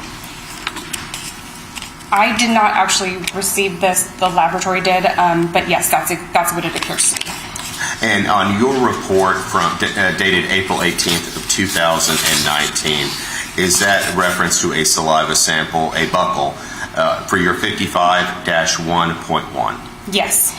Now, did you also receive a saliva sample or buccal swab under State's Exhibit 186 for a Paul Anderson? Yes. And I say you, of course, the lab, yes, globally. And is that under your identification number 54-1.1? Yes, it is. Did you also receive a buccal swab or saliva sample for a Hyacinth Smith under State's Exhibit 313? Yes. And under your lab report, is that 56-1.1? Yes, it is.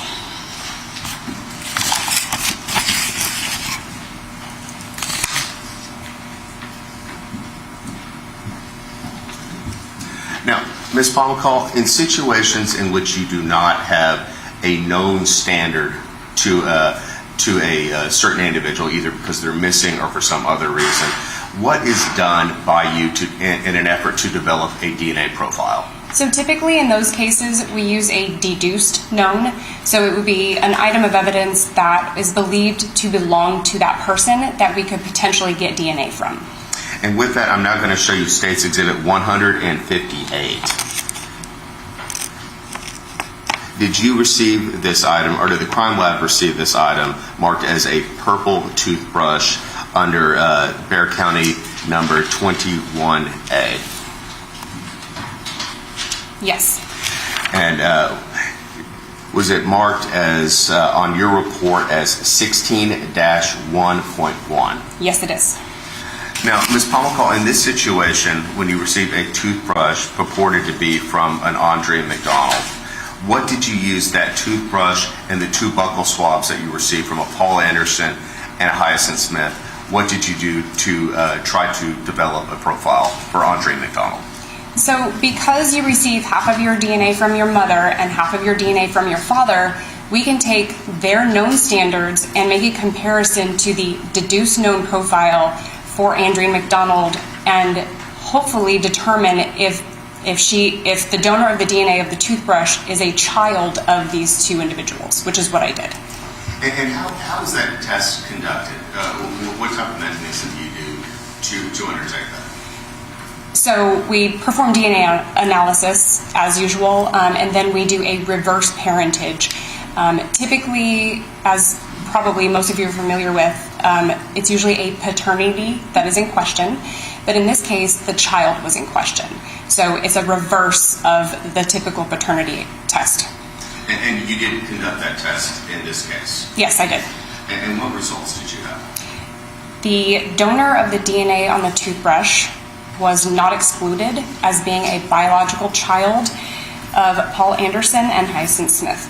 And Ms. Pomacall, when you said the term not excluded, can you explain to the jury why is that term used in the forensic community? It is a term that we use to say that someone cannot be excluded as a donor. It basically means that the DNA is a match. So did you develop a probability of parentage based on the test of the buccal swab that you had from Paul Anderson and Hyacinth Smith to that purple toothbrush? Yes, I did. And what type of calculation did you do to get that probability of parentage? The calculations are complex and we use a computer to generate them. But the probability of parentage is greater than 99.99%. And so, Ms. Pomacall, after doing this, were you able to develop a DNA profile for an Andreen McDonald? Yes, so I then considered the donor of the toothbrush to be consistent with Andreen McDonald, and I used that to make comparisons to other items. So now that you have this profile for Andreen McDonald, were you then able to then compare it to either cuttings or swabs from unknown areas? Yes. Your Honor, may I approach?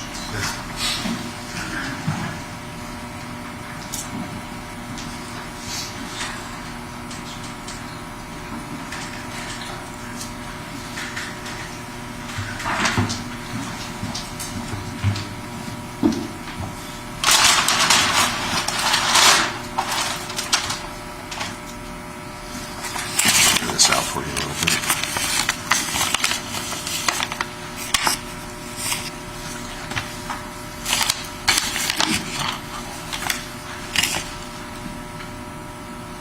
That's the bulk.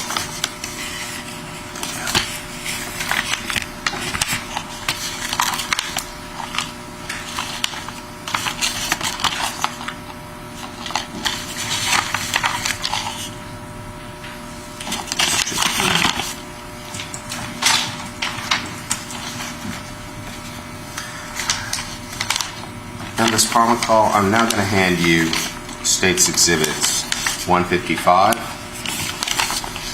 156, and 157. Do the packages on State's Exhibits 155 through 157 contain the unique CIL number associated with this case? Yes, they do. Do they have any other types of markings on there that indicate any work that was done by the crime lab? Yes, they have the analyst's markings on all three of them. Okay, and does that include your own? No, it does not. Okay. And is the analyst then from a serology performed by someone else? Yes. Now, did you receive a swab of the analysis done from State's Exhibits 155, 156, and 157? Yes, I did. And first of all, I want to draw your attention to your State's Exhibit 155, or the swab from State's Exhibit 155, excuse me, under your 5-1.1. Okay. Did you compare, described as E6 from middle of master bathroom door, did you conduct a DNA analysis from the known standard you had for Andreen McDonald to this unknown? Yes, I did. And what were the results? Andreen McDonald was not excluded as a source of the human DNA identified on that item. Now, Ms. Palmcall, did you also conduct a DNA analysis on your item 6-1.1, described as swab tip E7 from bottom of master bathroom door? Yes, I did. And what were the results of your comparison? Andreen McDonald is also not excluded as a source of the human DNA identified on that item. And lastly, Ms. Palmcall, did you also conduct a analysis of a swab tip, your 7-1.1, described as E8 from light switch of master bathroom? Yes, I did. And what was the results of your analysis? Andreen McDonald was also not excluded from the human DNA identified on that item. Now, Ms. Palmcall, did you also conduct an analysis on your 1-1.1, a comparison between a swab tip from a hammer described as ABE1 to the standard that you had developed for Andreen McDonald? Yes. And what results? She's also not excluded as a source of the DNA identified on that item. Now, did you also compare, did you also receive a standard from a Andre McDonald State's Exhibit 312, your 55-1.1? Yes, I did. Now, in regards to the swab tip from the hammer and the swab tips from the two places on the master bathroom door and the master bathroom light switch, did you make any findings as far as Andre McDonald? Yes. What were those findings? Andre McDonald was excluded as a source of the DNA identified on those items. Now, Ms. Palmcall, did you further do testing in regards to some clothing or cuttings from clothing submitted under your submission number 6 under items 48-3 and 48-5? Yes.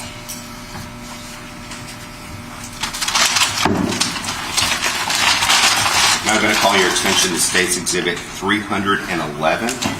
On State's Exhibit 311, does it have the unique CIL number on this packaging? Yes, it does. Does it also have other marks from the crime lab in terms of any testing? Yes.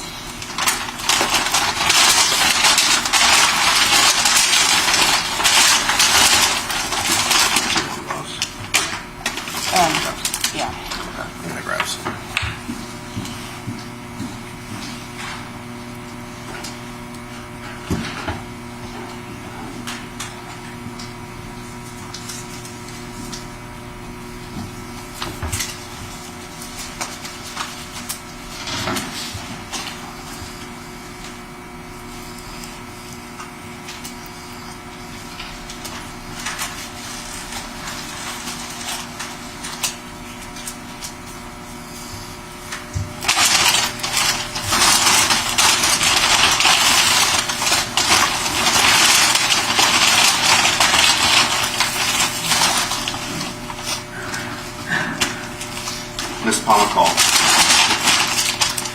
On your report dated April 18th of 2019, did you test 4 separate cuttings from a sweater under 48-3, specifically point 1, point 2, point 3, and point 4? Yes, I did. And Ms. Palmcall, when you receive these items, it's simply just a cutting from the sweater itself, correct? That's correct. You don't receive the entire sweater. I don't. Now, after performing a DNA analysis, did you make any findings in regards to the sweater comparison to a known standard by an Andre McDonald? Yes. And what were your findings?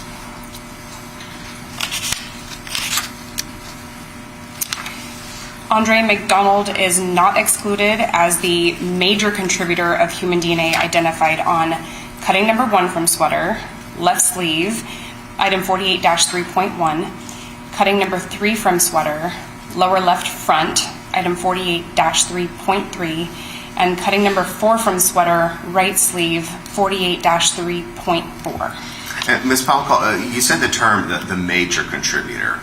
What does that mean? So this usually indicates that we have a mixture of donors, more than one person donating their DNA to an item, and the person who is donating the most DNA is considered the major contributor.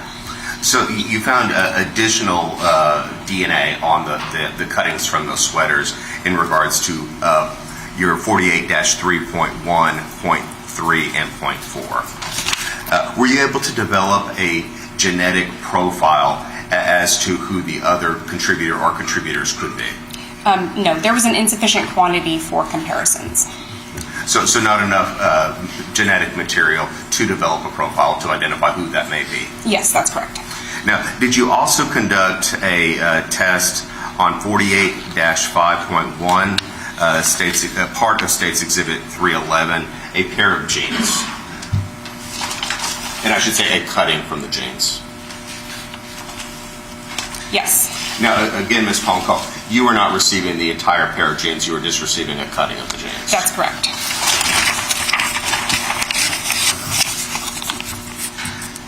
Now, Ms. Palmcall, did you do a comparison between Andre McDonald and the cutting that you had on the genes under 48-5.1 State's Exhibit, part of State's Exhibit 311? Yes, I did. What were your findings? He was not excluded, Andre McDonald was not excluded as the major contributor to that item. Now, you said, again, major contributor, so there were another source of DNA material on those genes as well? Yes, there was. Now, in regards to the genes, were you able to develop a genetic profile or do a match from a genetic profile as to the minor contributor to those genes? Yes, I was. And what were you able to determine? Andreen McDonald was not excluded as the minor contributor of human DNA identified on that item.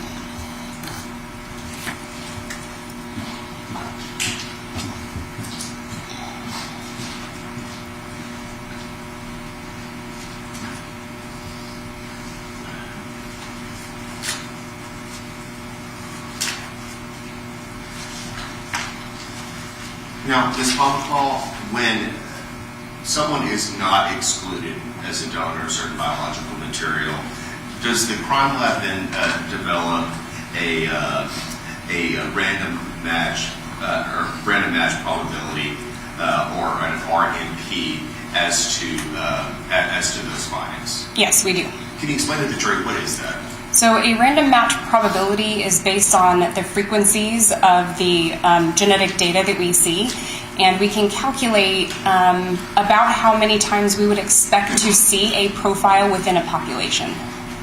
And in regards to Andre McDonald not being excluded as the source of the human DNA identified on your 1-1.1, the hammer, the swab tips from 5-1.1, the master bathroom door middle, the swab tips under your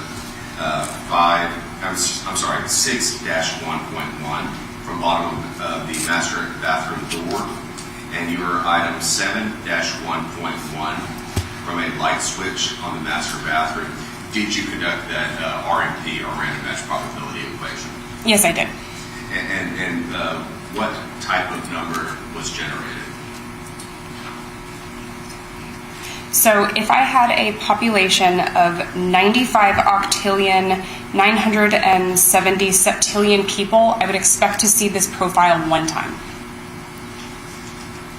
Now, Ms. Pomcall, in relation to your findings on Andre McDonald, in regards to the 3 different cuttings on the sweater, which was not excluded, and also on the cutting from the jeans, in which it was not excluded, did you also develop an RMP as to that? Yes, I did. And what number did you come up with? I would expect to see the profile one time in 166 nonillion, 800 octillion people. Now, Ms. Pomcall, you also stated previously that Andreen McDonald was not excluded as a minor contributor of human DNA from cutting from those genes, your 48-5.1. Did you also develop a modified random match probability as to those? Yes, I did. And what is a modified random match probability? So we use a modified random match probability when we have less data to work with. So we basically account for the possibility of there being less alleles or less genetic data than we would have in a full profile. So in essence, these numbers would likely be much smaller. Yes, that's correct. And were you able to develop an MRMP in this regard to Andreen McDonald being the minor contributor to the human DNA found on those genes? Yes. And what was that number? It is 1 in 64,475,000. Now, Ms. Pomcall, I now want to direct your attention to a forensic DNA report that you crafted on August 13th of 2019. Now, previously you had told the jury that you had developed a DNA profile for Andreen McDonald based on the 2 buccal swabs from her parents, as well as an item, a toothbrush. Yes. Now, did you receive a section of a skeleton to develop a known profile for Andreen McDonald? Yes, I did. Where did you receive that section from? We receive skeletal remains from the medical examiner's office. And specifically, what did you receive? What part of the body? A section of femur. Now, once you received that section of femur, did you then develop a DNA profile, a known profile for Andreen McDonald? Yes. After developing that known profile, then did you then compare it to the previous work that you had done, i.e. the hammer, the 3 swabs from the interior of the house, as well as the cuttings from the sweater and the cutting from the jeans? Yes. What were your findings? Would you like me to read all of the items? Did you identify the same findings that you previously told the jury from your April 18th report? Yes, I did. That Andreen McDonald was not excluded as a contributor of the DNA on those items. And of course, Ms. Pomcall, when you're doing this August 13th, 2019, you're just comparing those items that Andreen's previous profile that you had used. You're not having to do anything else in regards to Andre McDonald because you already had a known standard. That's correct.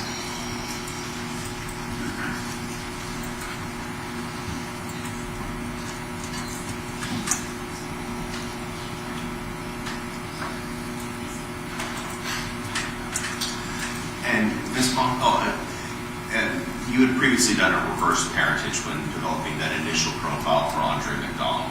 Did you compare the buccal swabs from Paul Anderson and Hyacinth Smith to that known standard, that section of femur, to check your work? Yes, I did. And what were your findings? The donor of the DNA identified on the femur was not excluded as being a child of Hyacinth Smith and Paul Anderson.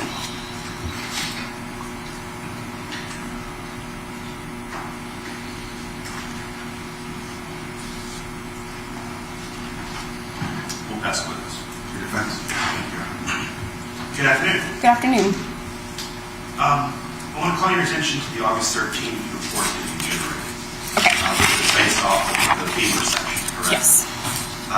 You did an analysis of a mattress protector in the course of that?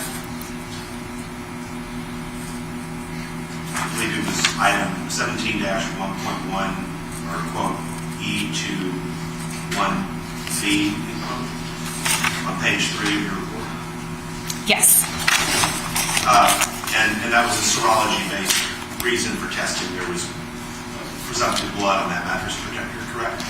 I'm not aware of what the results were for serology, only DNA. You just knew that you were asked to test that cutting from the mattress protector. Yes, that's correct. And Andreen McDonald was excluded as a contributor to that sample, right? Yes. Okay. Were you asked to do any degradation analysis on any of your findings in this case? I'm not sure what you mean by that.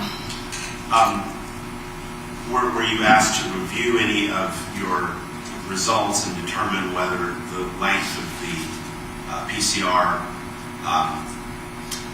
electropherogram indicated degradation of the sample or age of the sample? So, evaluation of a profile typically includes whether it was degraded, how much DNA is there. So that comes along with the analysis.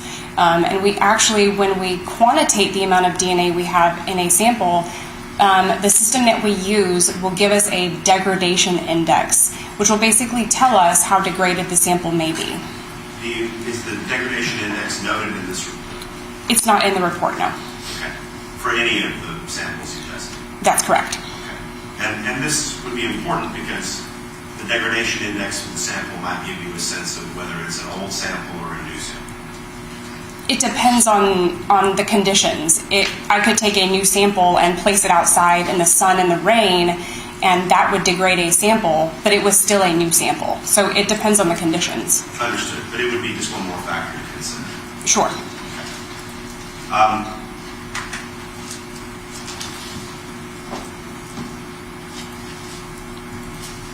This is probably a very silly question, but I think it's maybe worth asking. The identification of DNA from a particular sample doesn't tell you whether the source of that sample was alive or dead when that material was deposited, right? That's correct. It can only tell you that it came from the biological material of that person. That's correct.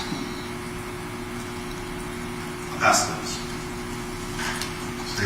No further questions.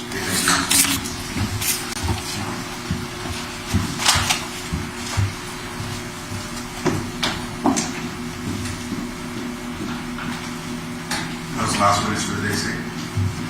Last witness get lined up for the day. It is the last witness of the day, yes, Judge. It is my understanding, you have Monday 3 witnesses left for your arrest. That is our intention, yes, Judge. And then we'll turn to the defense's case in chief. All right, we'll see you 9 o'clock on Monday. We're already getting towards defense case in chief, so do not again look on the weekend. I know it's been hard. You're away from your loved ones and work and family and stuff being here. Do not let the media, social media, TV, newspapers, anything like that. Again, we don't want to waste all of your time and all the attorneys and parties involved in this case's time and having you have this trial. So we see you Monday after the weekend. All right, jury, this way, please.